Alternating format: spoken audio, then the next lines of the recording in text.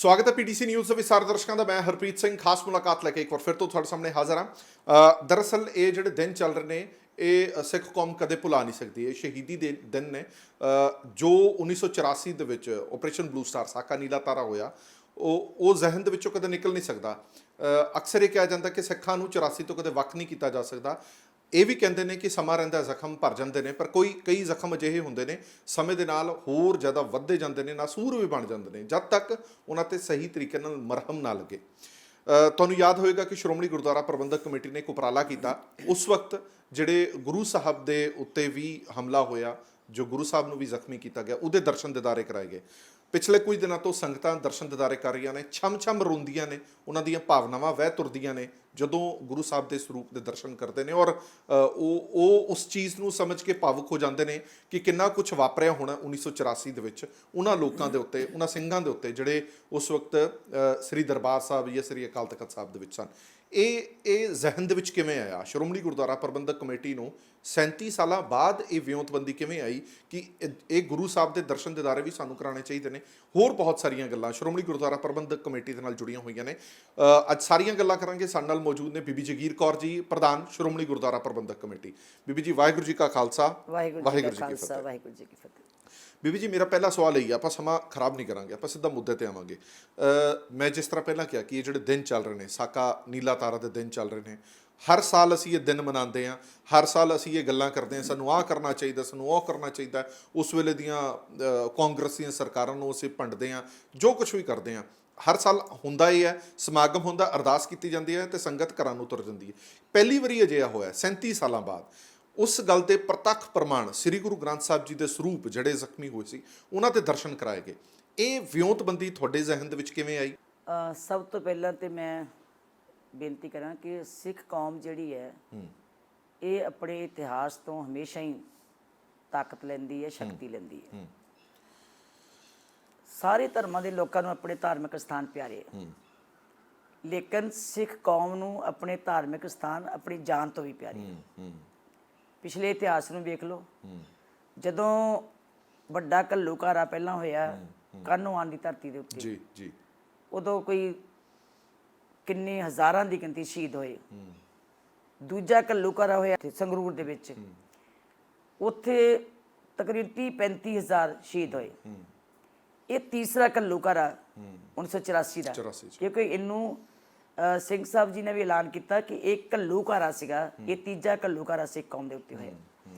ਹੁਣ ਜਿਹੜੀ ਤੁਸੀਂ ਗੱਲ ਕੀਤੀ ਹੈ ਕਿ ਇਹ ਤੁਹਾਡੇ ਜ਼ਿਹਨ ਵਿੱਚ ਕਿੱਦਾਂ ਆਈ, ਜਦੋਂ ਨਨਕਾਣਾ ਸਾਹਿਬ ਦੇ ਸਾਕੇ ਦਾ 100 ਸਾਲ ਮਨਾਉਣਾ ਸੀ, ਕੁਦਰਤੀ ਤੌਰ ਦੇ ਉੱਤੇ ਮਨ ਸੀ ਕਿ ਜਿਹੜੀ ਨਨਕਾਣਾ ਸਾਹਿਬ ਦੇ ਸਾਕੇ ਦੇ ਵਿੱਚ ਗੁਰੂ ਗ੍ਰੰਥ ਸਾਹਿਬ ਜੀ ਦੀ ਬੀੜ ਜ਼ਖਮੀ ਹੋਈ ਸੀ, ਉਹਦਾ ਅਸੀਂ ਪ੍ਰਕਾਸ਼ ਕਰੀਏ, ਉਹਦੇ ਦਰਸ਼ਨ ਕਰਾਈਏ। ਲੋਕਾਂ ਦੀ ਸੋਚ ਸੀ। ਮੈਂ ਐਗਜ਼ੈਕਟਿਵ ਦੇ ਵਿੱਚ ਅਸੀਂ ਗੱਲ ਕੀਤੀ, ਐਗਜ਼ੈਕਟਿਵ ਵਾਲੇ ਕਹਿਣ ਲੱਗੇ ਕਿ ਪਹਿਲਾਂ ਉਹਦੇ ਦਰਸ਼ਨ ਕਰੀਏ ਕਿ ਉਹਦੇ ਹਾਲਾਤ ਕੀ ਹੈ। ਮੈਂ ਸਾਰੀ ਜਦੋਂ ਪੂਰੀ ਪਿਛਲੀ ਉਹਦੀ ਲਈ ਉਹਨਾਂ ਨੇ ਚਾਨਣਾ ਪਾਇਆ ਸਾਰਿਆਂ ਨੇ ਕਿ ਉਹ ਤੇ ਸਾਰੀ ਨੂੰ ਕੀਤਾ ਜਾ ਰਿਹਾ ਜਿੱਦਾਂ ਹੁੰਦਾ ਨਾ ਵੀ ਮੁੜ ਕੇ ਮੁਰੰਮਤ ਕੀਤੀ ਜਾ ਰਹੀ ਹੈ। ਕਿ ਜਦੋਂ ਇਹ ਪਹਿਲਾਂ ਪ੍ਰਕਾਸ਼ ਕਰਦੇ ਰਹੇ, ਉਸ ਤੋਂ ਬਾਅਦ ਇਹ ਜੋ ਰੱਖ ਦਿੱਤੀ ਗਈ 84 ਤੋਂ ਬਾਅਦ, ਉਹਦੇ ਜਿਹੜੇ ਅੰਦਰਲੇ ਅੰਕ ਸੀ ਉਹ ਦਾਣਾ ਬਣ ਕੇ ਗਿਰ ਗਈ। ਉਹ ਬੜਾ ਦਰਦਨਾਕ ਜਿਹੜੀ ਸੀਨ ਲੱਗਾ ਮੈਨੂੰ। ਮੈਂ ਜਿੱਥੇ ਭਾਈ ਗੁਰਮੁਖ ਸਿੰਘ ਜੀ ਉੱਪਰ ਇਹਦੀ ਰਿਪੇਅਰ ਕਰ ਰਹੇ ਆ, ਕਿੱਦਾਂ ਕਰ ਰਹੇ ਆ ਕਿ ਸਾਰਾ ਇੱਕ ਦਾਣਾ ਕੱਢ ਕੇ, ਜਿੱਦਾਂ ਅੰਕ ਕੱਢ ਕੇ ਉਹਨਾਂ ਨੇ ਪੂਰਾ ਜਿੱਦਾਂ ਸਾਇੰਟੀਫਿਕਲੀ ਉਹਨਾਂ ਤਿਆਰ ਕੀਤਾ ਹੋਇਆ, ਉਹ ਮੈਂ ਹੁਣ ਪੂਰਾ ਵਰਣਨ ਨਹੀਂ ਕਰ ਸਕਦੀ। ਉਹਦੇ ਉੱਤੇ ਜੋੜ ਰਹੇ ਹੈ, ਕਿੱਥੇ ਸਿਆਰੀ ਕਿੱਥੇ ਬਿਆਰੀ, ਇੱਕ ਅੱਖਰ ਕੱਢ ਕੇ ਜੋੜ ਰਹੇ। ਉਹ ਜਦੋਂ ਨਾ ਮੈਨੂੰ ਕਹਿਣ ਲੱਗੇ ਕਿ ਮੈਂ ਕਿਹਾ ਜੀ ਉਹ ਕੀ ਹਾਲ ਉਹਨਾਂ ਦਾ, ਕਿੰਨੇ ਸਾਲਾਂ ਦੇ ਲੱਗੇ ਹੋਏ ਹੋ। ਮੈਨੂੰ ਕਹਿੰਦੇ ਕਿ ਤੁਸੀਂ ਆਓ ਤੇ ਤੁਹਾਨੂੰ ਦਰਸ਼ਨ ਕਰਾਈਏ। ਉਹ ਜੋ ਮੈਂ ਦਰਸ਼ਨ ਕਰਨ ਗਈ ਨਾ ਜੀ, ਮੇਰਾ ਮਨ ਬੜਾ ਦੁਖੀ ਜਿਹਾ ਹੋਇਆ। ਮੈਂ ਕਿਹਾ ਦੇਖੋ, ਮੈਨੂੰ ਯਾਦ ਆ ਗਈ ਭਾਈ ਲਛਮਣ ਸਿੰਘ ਜੀ ਤਾਬਿਆਂ 'ਤੇ ਬੈਠੇ ਸੀ, ਉਹਦੇ ਗੋਲੀ ਲੱਗੀ, ਉਹ ਸ਼ਹੀਦ ਹੋ ਗਏ। ਇੱਕਦਮ ਉਹਦੇ ਉੱਤੇ ਉਹਨਾਂ ਨੇ ਮਤਲਬ ਵੀ ਜੱਫਾ ਮਾਰ ਲਿਆ, ਖੂਨੋ ਖੂਨ ਹੋ ਗਈ ਉਹ ਸਾਰੀ। ਉਹ ਮੇਰਾ ਨਾ ਸਾਰਾ ਧਿਆਨ ਜਿਹੜਾ ਚੀਜ਼ ਦਾ ਬੰਦਾ ਕਹਿੰਦਾ ਨਾਲ ਤੁਰੀਏ ਤੇ ਉਹ ਧਿਆਨ ਵਿਰਾਗ 'ਚ ਆ ਜਾਂਦਾ। ਮੈਂ ਉੱਥੇ ਜਾ ਕੇ ਤੇ ਰੋ ਪਈ। ਮੈਂ ਕਿਹਾ ਇਹ ਤੇ ਬੜਾ ਸੀਨ ਜਿਹੜਾ ਚੇਤਾ ਕਰਕੇ। ਉਹ ਫਿਰ ਨਨਕਾਣਾ ਸਾਹਿਬ ਦਾ ਸਾਕਾ ਸੀ, ਦੂਜੇ ਪਾਸੇ ਸਾਨੂੰ ਉਹਨਾਂ ਜਾਣ ਨਹੀਂ ਦਿੱਤਾ, ਪਾਕਿਸਤਾਨ। ਉਹ ਵੀ ਮਨ ਦੇ ਉੱਤੇ ਬੜੀ ਸੱਟ ਵੱਜੀ ਤੇ ਤੀਜਾ ਫਿਰ ਅਸੀਂ ਆਪਣੇ ਰੁਦਰਪੁਰ ਜਦੋਂ ਕੀਤਾ ਪ੍ਰੋਗਰਾਮ, ਗੋਦਰਪੁਰ ਪਿੰਡ ਸੀ ਭਾਈ ਲਛਮਣ ਸਿੰਘ ਜੀ ਦਾ, ਉੱਥੇ ਕੀਤਾ। ਤੇ ਜਦੋਂ ਅਸੀਂ ਉਹ ਸਾਰਾ ਇਤਿਹਾਸ ਸੰਗਤ ਨੂੰ ਸੁਣਾਇਆ, ਤੁਸੀਂ ਸੱਚ ਜਾਣਿਓ ਉਹ ਇਤਿਹਾਸ ਸੁਣ ਸੁਣ ਕੇ ਲੋਕੀ ਰੋਣ ਲੱਗ ਪਏ ਵੀ ਐਡਾ ਸਾਡਾ ਕੀਮਤੀ ਇਤਿਹਾਸ, ਐਡਾ ਸਾਡਾ ਕੁਰਬਾਨੀਆਂ ਭਰਿਆ ਇਤਿਹਾਸ। ਉਸ ਗੱਲ ਤੋਂ ਹੀ ਜਿਹੜੀ ਸੀ ਨਾ ਮੇਰੇ ਮਨ ਦੇ ਉੱਤੇ ਅਸਰ ਹੋਣ ਲੱਗ ਪਿਆ ਵੀ ਜੇ ਪਿਛਲੇ ਇਤਿਹਾਸ ਨੂੰ ਫੋਲਿਆ ਤਾਂ ਵੀ ਇੰਨਾ ਦਰਦਨਾਕ, ਜੇ 1984 ਦੀ ਗੱਲ ਆ ਗਈ ਹੈ ਤੇ ਉਹ ਵੀ ਏਡਾ ਦਰਦਨਾਕ। ਉਹ ਜਿਸ ਤਰ੍ਹਾਂ ਬੰਦੇ ਦੇ ਮਨ 'ਚ ਆ ਜਾਂਦਾ। ਤੇ ਮੈਂ ਕੁਦਰਤੀ ਗਈ ਤੇ ਕਹਿੰਦੇ ਜੀ ਇੱਥੇ 1984 ਵਾਲੇ ਸਾਕੇ ਵਾਲਾ ਵੀ ਜਿਹੜਾ ਸਰੂਪ ਹੈਗਾ। ਉਦੋਂ ਫਿਰ ਮੈਨੂੰ ਨਾ ਮੈਂ ਕਿਹਾ ਵੀ ਉਹ ਵੀ ਮੈਂ ਦਰਸ਼ਨ ਕਰਨੇ। ਇਹ 2 ਮਹੀਨੇ ਪਹਿਲਾਂ ਜਦੋਂ ਨਨਕਾਣਾ ਸਾਹਿਬ ਦਾ ਸਾਕੇ ਦੀ ਉਦੋਂ ਦੀ ਗੱਲ ਮੈਂ ਕੀਤਾ। ਅਸੀਂ ਫਿਰ ਐਗਜ਼ੈਕਟਿਵ ਦੇ 'ਚ ਗੱਲ ਕੀਤੀ। ਮੈਂ ਕਿਹਾ ਵੀ ਮੈਂ ਦਰਸ਼ਨ ਕਰਕੇ ਆਈ ਹਾਂ, ਮੇਰਾ ਮਨ ਬੜਾ ਦੁਖੀ ਹੋਇਆ ਵੀ ਇੱਕ ਪਾਸੇ ਤੇ ਕਿਉਂਕਿ ਸਾਡੇ ਗੁਰੂ ਸਾਹਿਬ ਜਿਹੜੇ ਆ ਸਾਖਸਾਤ ਬਿਰਾਜਮਾਨ ਹੁੰਦੇ ਆ, ਉਹ ਸਾਡੇ ਨਾਲ ਬੋਲਦੇ ਆ, ਸਾਨੂੰ ਵਿਚਾਰ ਦਿੰਦੇ ਆ, ਸਾਨੂੰ ਸਾਰਾ ਜੀਵਨ ਦੀ ਅਗਵਾਈ ਕਰਦੇ ਆ। ਤੇ ਮੈਂ ਕਿਹਾ ਮੈਨੂੰ ਇੱਦਾਂ ਲੱਗਾ ਵੀ ਜਦੋਂ ਉਹਦੀ ਦੇਹ 'ਚ ਗੋਲੀਆਂ ਵੱਜੀਆਂ ਹੋਣਗੀਆਂ ਤੇ ਉਸ ਵੇਲੇ ਕਿੰਨੀ ਪੀੜਾ ਹੋਈ ਹੋਗੀ ਸਾਨੂੰ ਸਾਰਿਆਂ ਨੂੰ। ਕਿਸੇ ਘਰ ਦੇ ਇੱਕ ਜੀਅ ਦੇ ਹੋ ਜੇ, ਆਪਾਂ ਭੱਜ ਭੱਜ ਕੇ ਜਾਂਦੇ ਆ, ਦੌੜ ਦੌੜ ਕੇ ਦੇਖਦੇ ਆ ਤੇ ਕਿੰਨਾ ਅਸੀਂ ਉਸ ਵੇਲੇ ਦਰਦ ਮਹਿਸੂਸ ਕਰਦੇ, ਚਿੰਤਾ ਕਰਦੇ। ਤੇ ਮੈਂ ਕਿਹਾ ਇੰਨੇ ਸਾਲਾਂ ਦੀ ਉਹ ਜਿਹੜੀ ਗੁਰੂ ਗ੍ਰੰਥ ਸਾਹਿਬ ਦੀ ਭੀੜ ਪਈ ਹੈ ਤੇ ਕਈ ਟੈਲੀਫੋਨ ਵੀ ਸਾਨੂੰ ਲੋਕੀ ਕਰਦੇ ਆ, ਕਈ ਮੈਸੇਜ ਵੀ ਕਰਦੇ ਆ ਉਹ ਗੁਰੂ ਗ੍ਰੰਥ ਸਾਹਿਬ ਦੀ ਭੀੜ ਹੈ ਕਿੱਥੇ। ਤੇ ਅਸੀਂ ਤਾਂ ਵਿਚਾਰ ਕੀਤੀ ਕਿ ਲੋਕ ਜਿਹੜੇ ਬੱਚੇ ਆ, ਜਦੋਂ ਅਸੀਂ ਇਹ ਗੱਲ ਕਹਿੰਦੇ ਆ ਕਿ ਸ੍ਰੀ ਹਰਿਮੰਦਰ ਸਾਹਿਬ ਛੜਨੀ ਹੋ ਗਿਆ, ਗੋਲੀਆਂ ਲੱਗੀਆਂ, ਉਹ ਉਹਨਾਂ ਵਾਸਤੇ ਕਹਾਣੀਆਂ, ਪਰ ਉਹ ਦੇਖਣਗੇ ਕਿੱਥੋਂ ਜੇ ਸੋਚਿਆ ਜਾਵੇ। ਤੇ ਜਦੋਂ ਹਰਿਮੰਦਰ ਸਾਹਿਬ ਆ ਕੇ ਦੇਖਦੇ ਤੇ ਉਹ ਆ ਕੇ ਉਹਨਾਂ ਕੰਧਾਂ ਨੂੰ ਦੇਖਦੇ ਆ, ਉਹ ਸੋਨੇ ਦੀਆਂ ਪਲੇਟਾਂ ਨੂੰ ਵੇਖਦੇ ਆ, ਉਹ ਦੇਖਦੇ ਵੀ ਇਹ ਤੇ ਸਾਬਤ ਹੈ, ਠੀਕ ਹੈ, ਝੂਠ ਬੋਲਦੇ ਆ। ਮਤਲਬ ਸਾਨੂੰ ਕਹਿੰਦੇ ਨੇ ਝੂਠ ਬੋਲਦੇ ਆ। ਇੱਦਾਂ ਜਦੋਂ ਅਸੀਂ ਕਹਿੰਦੇ ਗੁਰੂ ਗ੍ਰੰਥ ਸਾਹਿਬ ਜੀ ਦੀ ਦੇਹ 'ਚ ਗੋਲੀ ਲੱਗੀ, ਹਿੱਕ 'ਚ ਗੋਲੀ ਲੱਗੀ, ਉਹ ਕਹਿਣਗੇ ਕੀ ਸਬੂਤ ਹੈ, ਕਿਸੇ ਨੇ ਦੇਖਿਆ ਹੈ। ਔਰ ਮੈਂ ਤਾਂ ਇਹ ਵੀ ਕਹਿੰਦੀ ਹਾਂ ਕਿਸੇ ਨੇ ਵੀ ਨਹੀਂ ਦਰਸ਼ਨ ਕੀਤੇ। ਮੈਨੂੰ ਸਰਦਾਰ ਇੰਦਰਪਾਲ ਸਿੰਘ ਜੀ ਸਟੱਡੀ ਸਰਕਲ ਵਾਲੇ ਕਹਿ ਰਹੇ ਸੀ, ਜਿਹੜੇ ਹੁਣ ਡਾਇਰੈਕਟਰ ਨੇ ਸਾਡੇ, ਕਹਿੰਦੇ ਬੀਬੀ ਜੀ ਅਸੀਂ 12 ਤਰੀਕ ਨੂੰ ਉੱਥੇ ਗਏ ਸੀ, ਅਸੀਂ ਬੜਾ ਕਿਹਾ ਕਿ ਸਾਨੂੰ ਉਹ ਸਰੂਪ ਦੇ ਦਰਸ਼ਨ ਕਰਾਓ। ਕਹਿੰਦੇ ਨਹੀਂ ਕੀਤੇ ਨਹੀਂ ਜਾ ਸਕਦੇ। ਉੱਦਾਂ ਹੀ ਪਏ ਉਦੋਂ ਤੋਂ, ਕਦੀ ਕਦੀ ਉਹ ਹਵਾ ਲਵਾਉਂਦੇ ਰਹੇ ਆ। ਜਦੋਂ ਕੋਈ ਪ੍ਰਬੰਧਕ ਗਿਆਨੀ ਪੂਰਨ ਸਿੰਘ ਤੇ ਗਿਆਨੀ ਮੋਹਨ ਸਿੰਘ ਸੀ ਸ਼ਾਇਦ ਉੱਥੇ ਜਦੋਂ ਉਹਨਾਂ ਨੇ ਸਾਂਭਿਆ। 5 ਤਰੀਕ ਨੂੰ, ਇਹ 4 ਤਰੀਕ ਦੀ ਗੱਲ ਹੈ ਜਦੋਂ ਗੋਲੀ ਲੱਗੀ ਹੈ। ਹੁਣ ਇਹ ਦੇਖੋ ਵੀ ਜਦੋਂ ਅਸੀਂ ਇਹ ਗੱਲ ਬੱਚਿਆਂ ਨੂੰ ਦੱਸਾਂਗੇ, ਪੀੜ੍ਹੀਆਂ ਨੂੰ, ਉਹ ਮੰਨ ਜਾਣਗੇ। ਜਦੋਂ ਦਿਖਾਵਾਂਗੇ ਤਾਂ ਮੰਨਣਗੇ, ਦਿਖਾਵਾਂਗੇ ਤਾਂ ਬਸ ਆਹ ਸਾਡੇ ਮਨ 'ਚ ਆਈ ਵੀ ਜੇ ਉਹ ਦੇਖਣਗੇ, ਜੇ ਦਰਸ਼ਨ ਕਰਨਗੇ ਤਾਂ ਉਹਨਾਂ ਨੂੰ ਫਿਰ ਪਤਾ ਲੱਗੂਗਾ ਕਿ ਸੱਚੀ ਮੁੱਚੀ ਸਾਡੇ ਗੁਰੂ ਦੀ ਦੇਹ 'ਚ ਗੋਲੀ ਲੱਗੀ। ਕਈ ਲੋਕ ਕਿੰਤੂ ਪਰੰਤੂ ਕਰਦੇ ਆ ਕਿ ਗੁਰੂ ਸਾਹਿਬ ਦਾ ਸਰੂਪ ਜ਼ਖਮੀ ਹੋਇਆ, ਅਸੀਂ ਹਾਜ਼ਰ ਨਾਜ਼ਰ ਜੋਤ ਮੰਨਦੇ ਆ, ਤੇ ਉਸ ਸਰੂਪ ਨੂੰ ਠੀਕ ਕਿਉਂ ਨਹੀਂ ਕੀਤਾ ਗਿਆ? ਹਾਲੇ ਵੀ ਉਹਦੀ ਜਿਲਦ ਦੇ ਵਿੱਚ ਨਿਸ਼ਾਨ ਨੇ। ਇਹਦੇ 'ਚ 2 ਪ੍ਰਪੇਕ ਨੇ। ਇੱਕ ਤਾਂ ਉਹ ਨੇ ਜਿਹੜੇ ਕਹਿੰਦੇ ਨੇ ਕਿ ਜ਼ਰੂਰ ਸਬੂਤ ਰੱਖਣੇ ਚਾਹੀਦੇ ਆ, ਕਿਉਂਕਿ ਅਸੀਂ ਆਪਣੀਆਂ ਆਉਣ ਵਾਲੀਆਂ ਪੀੜ੍ਹੀਆਂ ਨੂੰ ਦੱਸ ਸਕੀਏ ਕਿ ਜਿਨ੍ਹਾਂ ਨੇ ਸਾਡਾ ਗੁਰੂ ਨਹੀਂ ਬਖਸ਼ਿਆ ਤੇ ਹੋਰ ਕਿਹਨੂੰ ਬਖਸ਼ਣਗੇ। ਦੂਜੇ ਪਾਸੇ ਉਹ ਵੀ ਲੋਕ ਨੇ ਜਿਹੜੇ ਕਹਿੰਦੇ ਨੇ ਕਿ ਜੇ ਹਾਜ਼ਰ ਨਾਜ਼ਰ ਗੁਰੂ ਮੰਨਦੇ ਆ ਤੇ ਗੁਰੂ ਦੀ ਸੰਭਾਲ ਕਿਉਂ ਨਹੀਂ ਕਰਦੇ ਅਸੀਂ? ਨਨਕਾਣਾ ਸਾਹਿਬ ਦੀ ਜੈਸੇ ਉਸ ਸਰੂਪ ਦੀ ਸੰਭਾਲ ਕਰ ਰਹੇ ਆ ਤੇ ਕਈ ਕਹਿੰਦੇ ਆ ਵੀ ਤੁਸੀਂ ਉਹਨੂੰ ਨਹੀਂ ਸੀ ਕਰਨਾ ਚਾਹੀਦਾ, ਸੰਗਤ ਨੂੰ ਦਰਸ਼ਨ ਕਰਵਾਉਣੇ ਚਾਹੀਦੇ ਸੀਗੇ, ਸੰਗਤ ਨੂੰ ਪਤਾ ਲੱਗਦਾ ਕਿ ਸਾਡੇ ਗੁਰੂ ਸਾਹਿਬ ਜੀ ਦਾ ਆਹ ਹਾਲ ਕੀਤਾ ਸੀਗਾ। ਇਹਨੂੰ ਵੀ ਅਸੀਂ ਕਰਾਂਗੇ, ਅਸੀਂ ਕੋਸ਼ਿਸ਼ ਕਰਾਂਗੇ ਕਿ ਇਹਨੂੰ ਸਾਰਾ ਠੀਕ ਕੀਤਾ ਜਾਏ। ਪਰ ਅਸੀਂ ਇਹ ਦੱਸਣਾ ਸੀ ਵੀ ਸੱਚੀ ਮੁੱਚੀ ਇੱਕ ਵਾਰੀ ਦੇਖ ਕੇ ਲੈਣਗੇ ਹੋਇਆ। ਯਕੀਨ ਕਿੱਦਾਂ ਆਏਗਾ ਲੋਕਾਂ ਨੂੰ? ਜੇ ਅਸੀਂ ਤਾਂ ਕਰ ਦਿਆਂਗੇ ਚਲੋ ਇਹ ਕੋਈ ਜਿਲਦ ਤੇ ਹੈ ਨਹੀਂ ਕਿ ਇੱਕਦਮ ਠੀਕ ਹੈ, ਮੁਰੰਮਤ ਕੀਤੀ ਜਾ ਸਕਦੀ, ਇਲਾਜ ਕੀਤਾ ਜਾ ਸਕਦਾ, ਪਰ ਫੱਟ ਜਿਹੜਾ ਨਿਸ਼ਾਨ ਹੈ ਉਹਦਾ ਰਹਿਣਾ ਹੀ ਰਹਿਣਾ। ਜੇ ਨਿਸ਼ਾਨ ਮਿਟਾ ਦਾਂਗੇ ਨਾ ਜੀ ਤੇ ਫਿਰ ਅਸੀਂ ਦੱਸ ਨਹੀਂ। ਗੁਰੂ ਗੋਬਿੰਦ ਸਿੰਘ ਜੀ ਦੇ ਲੱਗੇ ਜਦੋਂ, ਉਹਨਾਂ ਦੇ ਨਿਸ਼ਾਨ ਤੇ ਰਹਿ ਗਏ ਨਾ, ਜ਼ਖਮ ਤਾਂ ਭਰੇਗੇ, ਜ਼ਖਮ ਭਰੇਗੇ। ਅਸੀਂ ਇਹਨਾਂ ਨੂੰ ਜ਼ਖਮ ਤੇ ਨਹੀਂ ਭਰ ਸਕਦੇ ਹਾਂ। ਰੇਸ਼ਮ ਅਸੀਂ ਲਾ ਕੇ ਕੀਤਾ ਹੋਇਆ, ਰਿਪੇਅਰ ਉਹਨੂੰ ਵਿੱਚ ਕੀਤਾ ਰੇਸ਼ਮ ਲਾ ਕੇ, ਲੇਕਿਨ ਫਿਰ ਵੀ ਜਦੋਂ ਇਦਾਂ ਕਰਦੇ ਨੇ ਜੀ ਉਹ ਵਿੱਚੋਂ ਸਾਰਾ ਦਿਸਦਾ ਵੀ ਗੋਲੀ ਕਿੱਥੋਂ ਲੰਘੀ ਹੈ।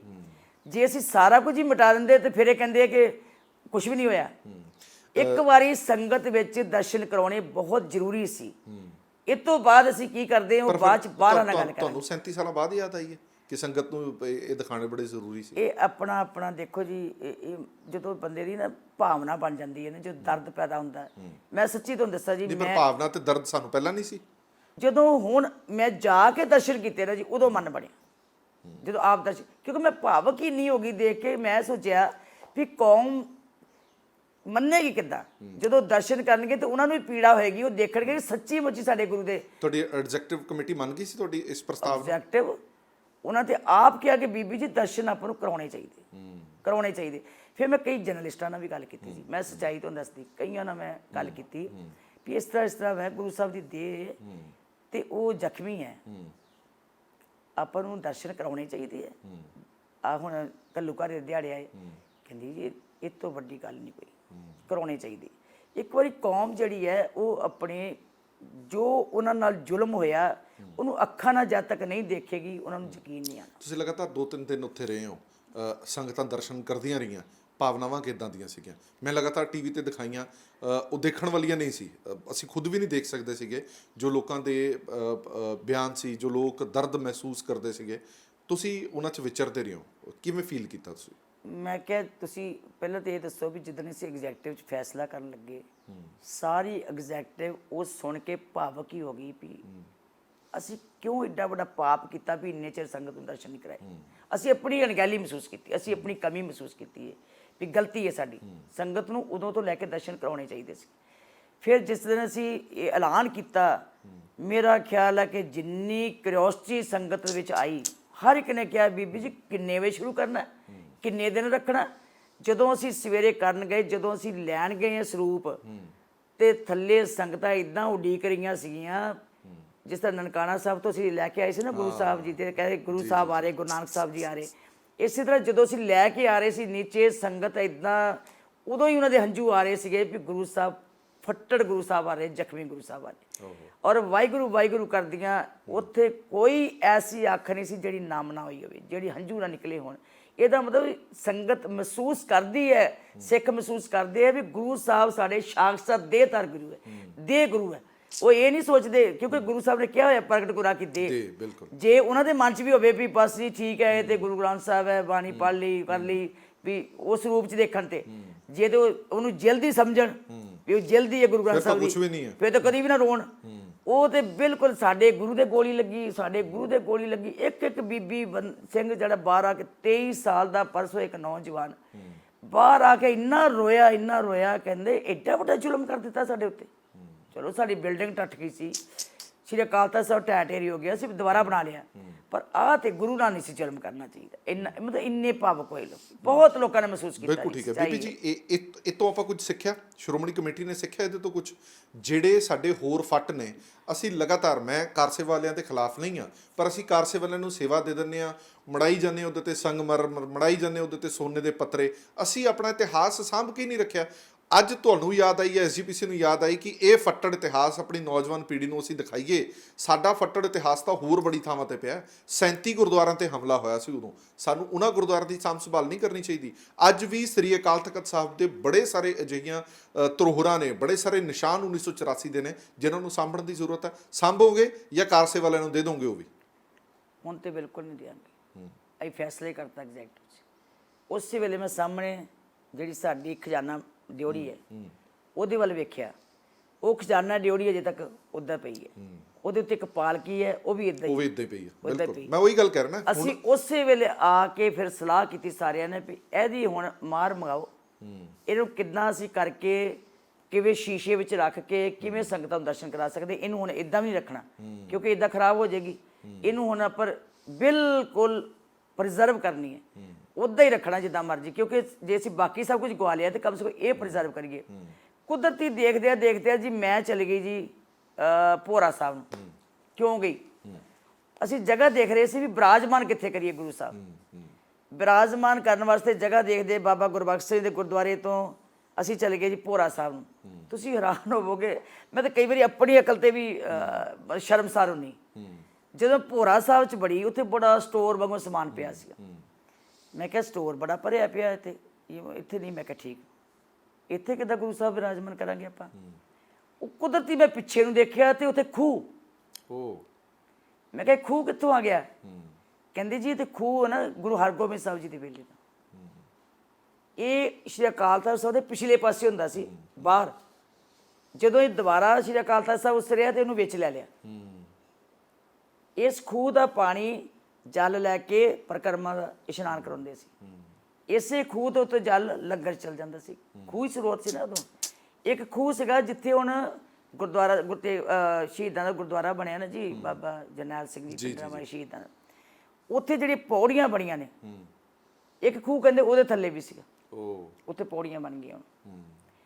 ਅੱਛਾ, ਉਹ ਦੇਖ ਕੇ ਮੈਂ ਕਿਹਾ ਸ਼੍ਰੋਮਣੀ ਕਮੇਟੀ ਸੁੱਤੀ ਪਈ ਹੈ। ਆਪਣੀਆਂ ਕਮੀਆਂ ਨੂੰ ਨਾ ਮੈਂ ਮਹਿਸੂਸ ਕੀਤਾ ਵੀ ਸਾਡੀ ਸੱਚੀ ਮੁੱਚੀ ਕਮੀ ਹੈ, ਕਿਉਂਕਿ ਇਹ ਕਾਰਨ ਹੈ ਕਿ ਲੋਕੀ ਸਾਡੇ ਕੋਲ ਜੋ ਚਾਹੁੰਦੇ ਸੀ ਨਾ ਜੀ, ਉਹਨਾਂ ਨੂੰ ਮਿਲਿਆ ਨਹੀਂ। ਮੈਂ ਨਹੀਂ ਕਹਿੰਦੀ ਕਿਹਦਾ ਕਸੂਰ ਹੈ, ਮੇਰਾ ਕਸੂਰ ਹੈ, ਪ੍ਰਧਾਨਾਂ ਦਾ ਕਸੂਰ ਹੈ। ਮਤਲਬ ਇੰਨੀ ਬੇਬਾਕੀ ਨਾਲ ਤੁਸੀਂ ਆਪਣੀ ਗਲਤੀ ਮੰਨ ਰਹੇ ਹੋ? ਮੈਂ ਤਾਂ ਸਦਾ ਹੀ ਮੰਨਦੀ ਸੀ, ਮੈਂ ਤਾਂ ਮਾਫੀ ਵੀ ਮੰਗਦੀ। ਮੈਂ ਤਾਂ 100 ਸਾਲ ਸਾਡੀਆਂ ਕੋਤਾਹੀਆਂ, ਸਾਡੀਆਂ ਗਲਤੀਆਂ, ਸਾਡੀਆਂ ਕਮਜ਼ੋਰੀਆਂ, ਸਾਡੀਆਂ ਅਣਗਹਿਲੀਆਂ, ਮੈਂ ਸੰਗਤ ਕੋਲ ਰੋਜ਼ ਮਾਫੀ ਮੰਗਦੀ, ਕਿਉਂਕਿ ਮੈਂ ਦਿਲੋਂ ਹੀ ਮਹਿਸੂਸ ਕਰਦੀ, ਕਿਉਂਕਿ ਸੰਗਤ ਜਿਹੜੀ ਹੈ ਨਾ ਜੀ, ਇਹ ਉਸ ਸੰਸਥਾ ਨੂੰ ਕਦੀ ਪਿੱਠ ਨਹੀਂ ਦੇ ਸਕਦੀ ਜਿਹੜੀ ਸਾਡੇ ਬਜ਼ੁਰਗਾਂ ਦੀ ਸੀਨੇ ਦੀ ਮਿੱਝ ਦੀ ਖੁਰਾਕ ਵਿੱਚੋਂ ਭਰੀ ਹੋਵੇ। ਬਿਲਕੁਲ ਠੀਕ। ਸਾਡੇ ਬਜ਼ੁਰਗਾਂ ਦੇ ਖੂਨ ਦੇ ਨਾਲ ਸਿੰਜੀ ਹੋਈ ਇਹ ਸ਼੍ਰੋਮਣੀ ਗੁਰਦੁਆਰਾ ਪ੍ਰਬੰਧਕ ਕਮੇਟੀ ਨੂੰ ਲੋਕ ਕਦੀ ਪਿੱਠ ਨਹੀਂ ਦੇ ਸਕਦੇ। ਅੱਜ ਜੇ ਲੋਕਾਂ ਦੀ ਹਿੰਮਤ ਪਈ ਹੈ ਗੱਲਾਂ ਕਰਨ ਦੀ, ਤੇ ਉਹ 'ਚ ਸਾਡੀਆਂ ਵੀ ਕਮਜ਼ੋਰੀਆਂ ਬਿਲਕੁਲ ਹੈਗੀਆਂ ਵਿੱਚ ਹੈਗੀਆਂ। ਹੁਣ ਫਿਰ ਉਹਨਾਂ ਧਰੋਹਰਾਂ ਦਾ ਕੀ ਬਣੇਗਾ? ਜਦੋਂ ਮੈਂ ਦੇਖਿਆ ਜਾਏ ਖੂਹ, ਉਸੇ ਵੇਲੇ ਮੈਨੂੰ ਕਿਹਾ ਕਿ ਇਹਨੂੰ ਸਾਰਾ ਖਾਲੀ ਕਰੋ, ਇਹਨੂੰ ਅਸੀਂ ਖੂਹ ਨੂੰ ਸੰਗਤ ਵਾਸਤੇ ਪੂਰਾ ਤਿਆਰ ਇੱਦਾਂ ਹੀ ਖੋਲ੍ਹਣਾ, ਇੱਧਰੋਂ ਬੰਨ ਉੱਧਰ ਖੁੱਲ੍ਹਣ। ਫਿਰ ਉਹ ਦਿਮਾਗ 'ਚ ਆ ਗਈ, ਇਸ ਐਗਜ਼ੈਕਟਿਵ ਨੇ ਜੋ ਮੀਟਿੰਗ ਕੀਤੀ ਕਿ ਪੱਤਰੇ ਜਿਹੜੇ ਹੈ ਮਹਾਰਾਜ ਰਣਜੀਤ ਸਿੰਘ ਨੇ ਲਾਏ ਸੀਗੇ ਸੋਨੇ ਦੇ, ਉਹ ਜਦੋਂ ਤੁਸੀਂ ਸਾਂਭ ਕੇ ਰੱਖੇ ਲੋਕ ਲਾ ਕੇ, ਉਹਨਾਂ ਦਾ ਕੀ ਫਾਇਦਾ? ਚਲੋ ਦੇਖਿਆ ਜਾਵੇ, ਨਿਸ਼ਾਨੀ ਤਾਂ ਹੈ ਨਾ ਸਾਡੇ ਕੋਲ। ਜਦੋਂ ਕੋਈ ਆਉਂਦੇ ਆ ਦੇਖਣਗੇ ਜੀ ਇਹ ਪੱਤਰੇ ਕਿਹੜੇ ਆ ਜੀ, ਮਹਾਰਾਜ ਰਣਜੀਤ ਸਿੰਘ ਨੇ ਲਾਏ ਸੀਗੇ, ਤੇ ਇਹ 'ਚ ਗੋਲੀਆਂ ਦੇ ਲੱਗੀਆਂ, ਇਹ ਉਹ ਗੋਲੀਆਂ ਨੇ ਜੋ 84 ਵਿੱਚ ਹਮਲਾ ਹੋਇਆ ਸੀ। ਹੁਣ ਉਹਨੂੰ ਜੰਦਰਿਆਂ 'ਚ ਰੱਖੇ ਹੋਏ ਹੈ, ਕਦੀ ਖੋਲ ਕੇ ਉਹਦੀ ਸਿੱਲ ਤੇ ਨਹੀਂ ਆ ਗਈ, ਉਹਦੀ ਸਫਾਈ ਕਰ ਦੋ, ਕੀ ਫਾਇਦਾ ਜੀ? ਦੱਸੋ, ਸੋਨਾ ਕਿਤੇ ਅਸੀਂ ਵੇਚਣ ਜਾਣਾ? ਜੀ ਉਹੀ ਤੁਸੀਂ ਡਿਸਪਲੇ ਆਪਾਂ ਕਰ ਦਈਏ, ਬਿਲਕੁਲ ਠੀਕ ਹੈ, ਤੇ ਬੱਚੇ ਆ ਕੇ ਦੇਖਣਗੇ ਜੀ ਇਹ ਪੱਤਰੇ ਕਿਹੜੇ ਆ ਜੀ, ਕਹਿੰਦੇ ਜਿੱਥੇ ਗੋਲੀਆਂ ਲੱਗੀ ਸੀ। ਉਹ ਗੋਲੀਆਂ ਦੇਖਣਗੇ, ਫਿਰ ਉਹਨਾਂ ਨੂੰ ਯਕੀਨ ਆਣਾ ਕਿ ਸ੍ਰੀ ਹਰਿਮੰਦਰ ਸਾਹਿਬ 'ਚ ਗੋਲੀਆਂ ਲੱਗੀਆਂ ਸੀ। ਇਹ 3-4 ਚੀਜ਼ਾਂ ਅਸੀਂ ਉਦੋਂ ਫੈਸਲਾ ਕੀਤਾ। ਤੁਸੀਂ ਹੈਰਾਨ ਹੋਵੋਗੇ ਕਿ ਜਦੋਂ ਐਗਜ਼ੈਕਟਿਵ ਵਿੱਚ ਮੈਂ ਸਾਰੀਆਂ ਗੱਲਾਂ ਲਿਆਂਦੀਆਂ, ਕਿਉਂਕਿ ਮੈਂ ਇਕੱਲੀ ਪਹਿਲਾਂ ਦੇਖ ਕੇ ਗਈ, ਸਾਰੀ ਘੁੰਮ ਕੇ ਆਈ, ਸ਼ਾਮ ਨੂੰ ਰਾਤ ਦੇ 8-7 ਵਜੇ ਤੱਕ ਮੈਂ ਘੁੰਮਦੀ ਰਹੀ। ਉਹ ਵੀ ਹੈਰਾਨ ਹੋ ਗਏ। ਫਿਰ ਮੈਂ ਖੂਹ ਦਿਖਾ ਕੇ ਲਿਆਈ ਉਹਨਾਂ ਨੂੰ, ਉਹ ਖੂਹ ਦੇਖ ਕੇ ਆਏ। ਉਹ ਕਹਿੰਦੇ ਬੀਬੀ ਜੀ ਇਹ ਤੇ ਵਾਹਿਗੁਰੂ ਨੇ ਕਿਤੇ ਤੁਹਾਨੂੰ ਭੇਜ ਦਿੱਤੇ ਇੱਥੇ, ਕਿ ਸਾਰਾ ਕੁਝ ਤੁਸੀਂ ਲੱਭੀ ਜਾਂਦੇ। ਸੋ ਮੇਰਾ ਕਹਿਣ ਤੋਂ ਭਾਵ ਹੈ ਕਿ ਫਿਰ ਉੱਥੇ ਫੈਸਲਾ ਸੀ ਕੀਤਾ ਕਿ 37 ਗੁਰਦੁਆਰੇ ਜਿਹੜੇ ਮੈਂਬਰ ਜਿਨ੍ਹਾਂ ਦੇ ਹਲਕੇ ਪੈਂਦੇ ਆ, ਜਿੱਥੇ ਦੇ ਪੈਂਦੇ ਆ, ਉਹ ਪ੍ਰਚਾਰਕਾਂ ਨੂੰ ਨਾਲ ਲੈ ਕੇ ਸਾਰੇ ਦੇਖ ਕੇ ਆਓ, ਉੱਥੇ ਪੁੱਛ ਕੇ ਆਓ ਕਿ ਇੱਥੇ ਕੀ ਨੁਕਸਾਨ। ਹੁਣ ਦੇਖੋ ਗੱਲ ਇਹ ਹੈ ਕਿ ਆਪਾਂ ਇੱਕ ਤੇ ਪੰਥ ਵਿਰੋਧੀ ਲੋਕ ਹੈਗੇ, ਉਹਨਾਂ ਨੇ ਗੱਲਾਂ ਕਰਨੀਆਂ ਹੀ ਕਰਨੀਆਂ। ਉਹਨਾਂ ਨੇ ਤੁਸੀਂ ਚੰਗਾ ਵੀ ਕਰੋਗੇ ਤਾਂ ਵੀ ਕਰਨਾ। ਜੇ ਅਸੀਂ ਦਰਸ਼ਨ ਨਹੀਂ ਸੀ ਕਰਾਏ ਤੇ ਉਹ ਕਹਿੰਦੇ ਅਸੀਂ ਦਰਸ਼ਨ ਨਹੀਂ ਕਰਾਉਂਦੇ, ਜੇ ਅਸੀਂ ਦਰਸ਼ਨ ਕਰਾਏ ਤੇ ਕਹਿੰਦੇ ਜੀ ਇਹਨਾਂ ਨੇ ਤਾਂ ਕਰਾਏ ਕਿ ਵੋਟਾਂ ਆ ਗਈਆਂ। ਇਹ ਸਾਡਾ ਕੋਈ ਮਕਸਦ ਨਹੀਂ ਵੋਟਾਂ ਵਾਲੀ ਗੱਲ ਨਾਲ, ਕਿਉਂਕਿ ਇਹਨਾਂ ਵੋਟਾਂ ਥੋੜ੍ਹਾ ਸੰਗਤ ਦੀ ਭਾਵਨਾ ਸੀ, ਅਸੀਂ ਉਹਨਾਂ ਦੀ ਭਾਵਨਾ ਜਿਹੜੀ ਤ੍ਰਿਸ਼ਨਾ ਸੀ ਉਹਦੇ ਵਾਸਤੇ। ਅੱਛਾ ਬੀਬੀ ਜੀ, ਤੁਹਾਨੂੰ ਇਹ ਨਹੀਂ ਲੱਗਦਾ, ਕਈ ਲੋਕ ਤਾਂ ਇਹ ਵੀ ਸਵਾਲ ਚੁੱਕਦੇ ਹੋਣੇ ਆ ਕਿ ਹੁਣ ਬੜਾ ਸਭ ਕੁਝ ਠੀਕ ਹੋ ਗਿਆ, ਆਪਸੀ ਭਾਈਚਾਰਾ ਵੀ ਹੈਗਾ, ਕੀ ਅਸੀਂ ਇਹ ਜਿਹੀਆਂ ਚੀਜ਼ਾਂ ਦੁਬਾਰਾ ਦਿਖਾ ਕੇ ਆਪਸੀ ਭਾਈਚਾਰੇ ਨੂੰ ਖਰਾਬ ਕਰਨ ਵੱਲ ਇੱਕ ਕਦਮ ਤਾਂ ਨਹੀਂ ਵਧਾ ਰਹੇ? ਨਹੀਂ, ਆਪਸੀ ਭਾਈਚਾਰਾ ਇਹਨਾਂ ਕਿਉਂ ਖਰਾਬ ਹੋਏਗਾ ਜੀ? ਸਿੱਖ ਆਪਣੇ ਇਤਿਹਾਸ ਤੋਂ ਜਾਣੂ ਹੋਣਾ ਚਾਹੁੰਦਾ ਹੈ। ਇੱਕ ਕਾਲਾ ਦੌਰ ਸੀ ਜਿਸ ਵੇਲੇ ਆਇਆ, ਏਡਾ ਵੱਡਾ ਜ਼ੁਲਮ ਸ਼ਾਇਦ ਕਦੀ ਕਿਤੇ ਹੋਇਆ ਹੋਵੇ, ਏਡਾ ਵੱਡਾ ਜ਼ੁਲਮ ਜਿਹੜਾ ਗੁਰੂ ਹਰਗੋਬਿੰਦ ਸਾਹਿਬ ਜੀ ਨੇ, ਮੀਰੀ ਪੀਰ ਦੇ ਮਾਲਕ ਨੇ ਉਹ ਤਖਤ ਉਸਾਰਿਆ, ਉਹਨੂੰ ਟੈਂਕਾਂ ਤੋਪਾਂ ਦੇ ਨਾਲ ਗੋਲੀਆਂ ਨਾਲ ਉਡਾ ਦਿੱਤਾ। ਸਾਹਿਬ ਸ੍ਰੀ ਗੁਰੂ ਅਰਜਨ ਦੇਵ ਜੀ ਦੀ ਸ਼ਹੀਦੀ ਦਾ ਪੁਰਬ ਹੋਵੇ 3 ਜੂਨ ਨੂੰ, ਖੋਲ ਦਿੱਤਾ ਉਹਨਾਂ ਨੇ, ਸੰਗਤਾਂ ਆ ਗਈਆਂ, ਦਰਸ਼ਨ ਕੀਤੇ, ਉਸ ਤੋਂ ਬਾਅਦ ਕਰਫਿਊ ਲਾਤਾ ਤੇ ਅੰਦਰ ਗੋਲੀਆਂ ਨਾਲ ਤੇ ਬੰਬਾਂ ਨਾਲ ਉਡਾ ਦਿੱਤੇ।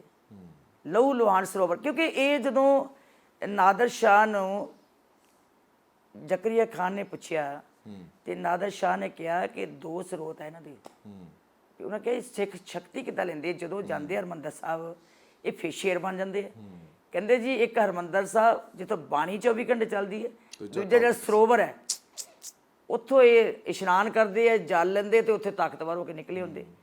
ਇਹ ਦੋਨੋਂ ਸਰੋਤ ਖਤਮ ਕਰਨ ਵਾਸਤੇ ਅਹਿਮਦ ਸ਼ਾਹ ਅਬਦਾਲੀ ਵਰਗੇ ਵੀ, ਜ਼ਕਰੀਆ ਖਾਨ ਵਰਗੇ ਵੀ, ਨਾਦਰ ਸ਼ਾਹ ਵਰਗੇ ਵੀ ਜ਼ੋਰ ਲਾ ਕੇ ਮਰ ਗਏ। ਲੇਕਿਨ ਸਿੱਖ ਜਿਹੜਾ ਤਾਕਤ ਹੀ ਉੱਥੋਂ ਲੈਂਦਾ ਹੈ, ਜਿੱਥੇ ਰੂਹਾਨੀਅਤ ਦੀ ਸ਼ਕਤੀ ਮਿਲਦੀ, ਜਿੱਥੋਂ ਉਹਨੂੰ ਮਰ ਮਿਟਣ ਦੀ ਜਿਹੜੀ ਹੈ ਉਹ ਤਾਕਤ ਮਿਲਦੀ ਹੈ। ਚਲੋ ਆਪਾਂ ਆਪਣੇ ਦਰਸ਼ਕਾਂ ਨੂੰ ਵੀ ਇਹ ਗੱਲ ਹੁਣ ਜ਼ਰੂਰ ਚੇਤੇ ਕਰਾ ਦਈਏ ਕਿ ਜਦੋਂ ਵੀ ਤੁਸੀਂ ਸ੍ਰੀ ਹਰਮੰਦਰ ਸਾਹਿਬ ਜਾਓ, ਸ੍ਰੀ ਅਕਾਲ ਤਖਤ ਸਾਹਿਬ ਜਾਓ, ਆਉਣ ਵਾਲੇ ਸਮੇਂ ਦੇ ਵਿੱਚ ਉਹ ਧਰੋਹਰਾਂ ਜ਼ਰੂਰ ਆਪਣੇ ਬੱਚਿਆਂ ਨੂੰ ਦਿਖਾਇਓ, ਆਪਣੇ ਬੱਚਿਆਂ ਨੂੰ ਜ਼ਰੂਰ ਉਹ ਇਤਿਹਾਸ ਦਿਖਾਇਓ, ਜਿੱਦਾਂ ਪਤਾ ਲੱਗ ਸਕੇ ਕਿ ਸਾਡੇ ਨਾਲ ਕੀ ਹੁੰਦਾ ਰਿਹਾ। ਜਿਹੜੀਆਂ ਚੀਜ਼ਾਂ ਬੀਬੀ ਜੀ ਨੇ ਕਿਹਾ ਕਿ ਉਹ ਖੂਹ ਵੀ ਅਸੀਂ ਸਾਂਭ ਕੇ ਰੱਖਾਂਗੇ, ਹੁਣ ਸੋਨੇ ਦੇ ਪੱਤਰੇ ਵੀ ਡਿਸਪਲੇ ਕਰਾਂਗੇ, ਸ੍ਰੀ ਗੁਰੂ ਗ੍ਰੰਥ ਸਾਹਿਬ ਜੀ ਦੀ ਜ਼ਖਮੀ ਦੇਹ ਵੀ ਦਿਖਾਵਾਂਗੇ, ਉਹ ਖੂਹ ਵੀ ਦਿਖਾਵਾਂਗੇ ਜਿਹੜੀ ਚਰਨ ਛੋਹ ਪ੍ਰਾਪਤ ਹੈ ਗੁਰੂ ਸਾਹਿਬਾਨਾਂ ਦੀ। ਇਹ ਉਹ ਧਰੋਹਰਾਂ ਨੇ। ਬੀਬੀ ਜੀ ਅੱਗੇ ਵਧਦੇ ਹਾਂ, ਹੁਣ ਕੁਝ ਹੋਰ ਇਸ਼ੂਜ਼। ਹਾਲ ਹੀ ਦੇ ਵਿੱਚ ਕੋਵਿਡ-19 ਦਾ ਘੇਰਾ ਬੜਾ ਵੱਡਾ ਹੋਇਆ, ਜਿਹਦੇ ਨਾਲ ਸਾਰਿਆਂ ਨੂੰ ਬੜਾ ਜਾਨੀ ਮਾਲੀ ਨੁਕਸਾਨ ਹੋਇਆ। ਉਹਦੇ ਵਿੱਚ ਸ਼੍ਰੋਮਣੀ ਗੁਰਦੁਆਰਾ ਪ੍ਰਬੰਧਕ ਕਮੇਟੀ ਵੀ ਆ ਜਾਂਦੀ ਹੈ। ਪਿਛਲੇ ਸਾਲ ਤੋਂ ਲੈ ਕੇ ਹੁਣ ਤੱਕ ਮੈਂ ਲਗਾਤਾਰ ਇਸ ਤੇ ਫੋਕਸ ਬਣਾ ਕੇ ਰੱਖਿਆ ਹੋਇਆ। ਤੁਹਾਡੇ ਵੀ ਖਰਚੇ ਬੜੇ ਵੱਧ ਗਏ, ਭੇਂਟਾ ਘਟ ਗਈ, ਗੋਲਕ ਘਟ ਗਈ, ਉਹ ਵੀ ਸਾਰੀਆਂ ਚੀਜ਼ਾਂ।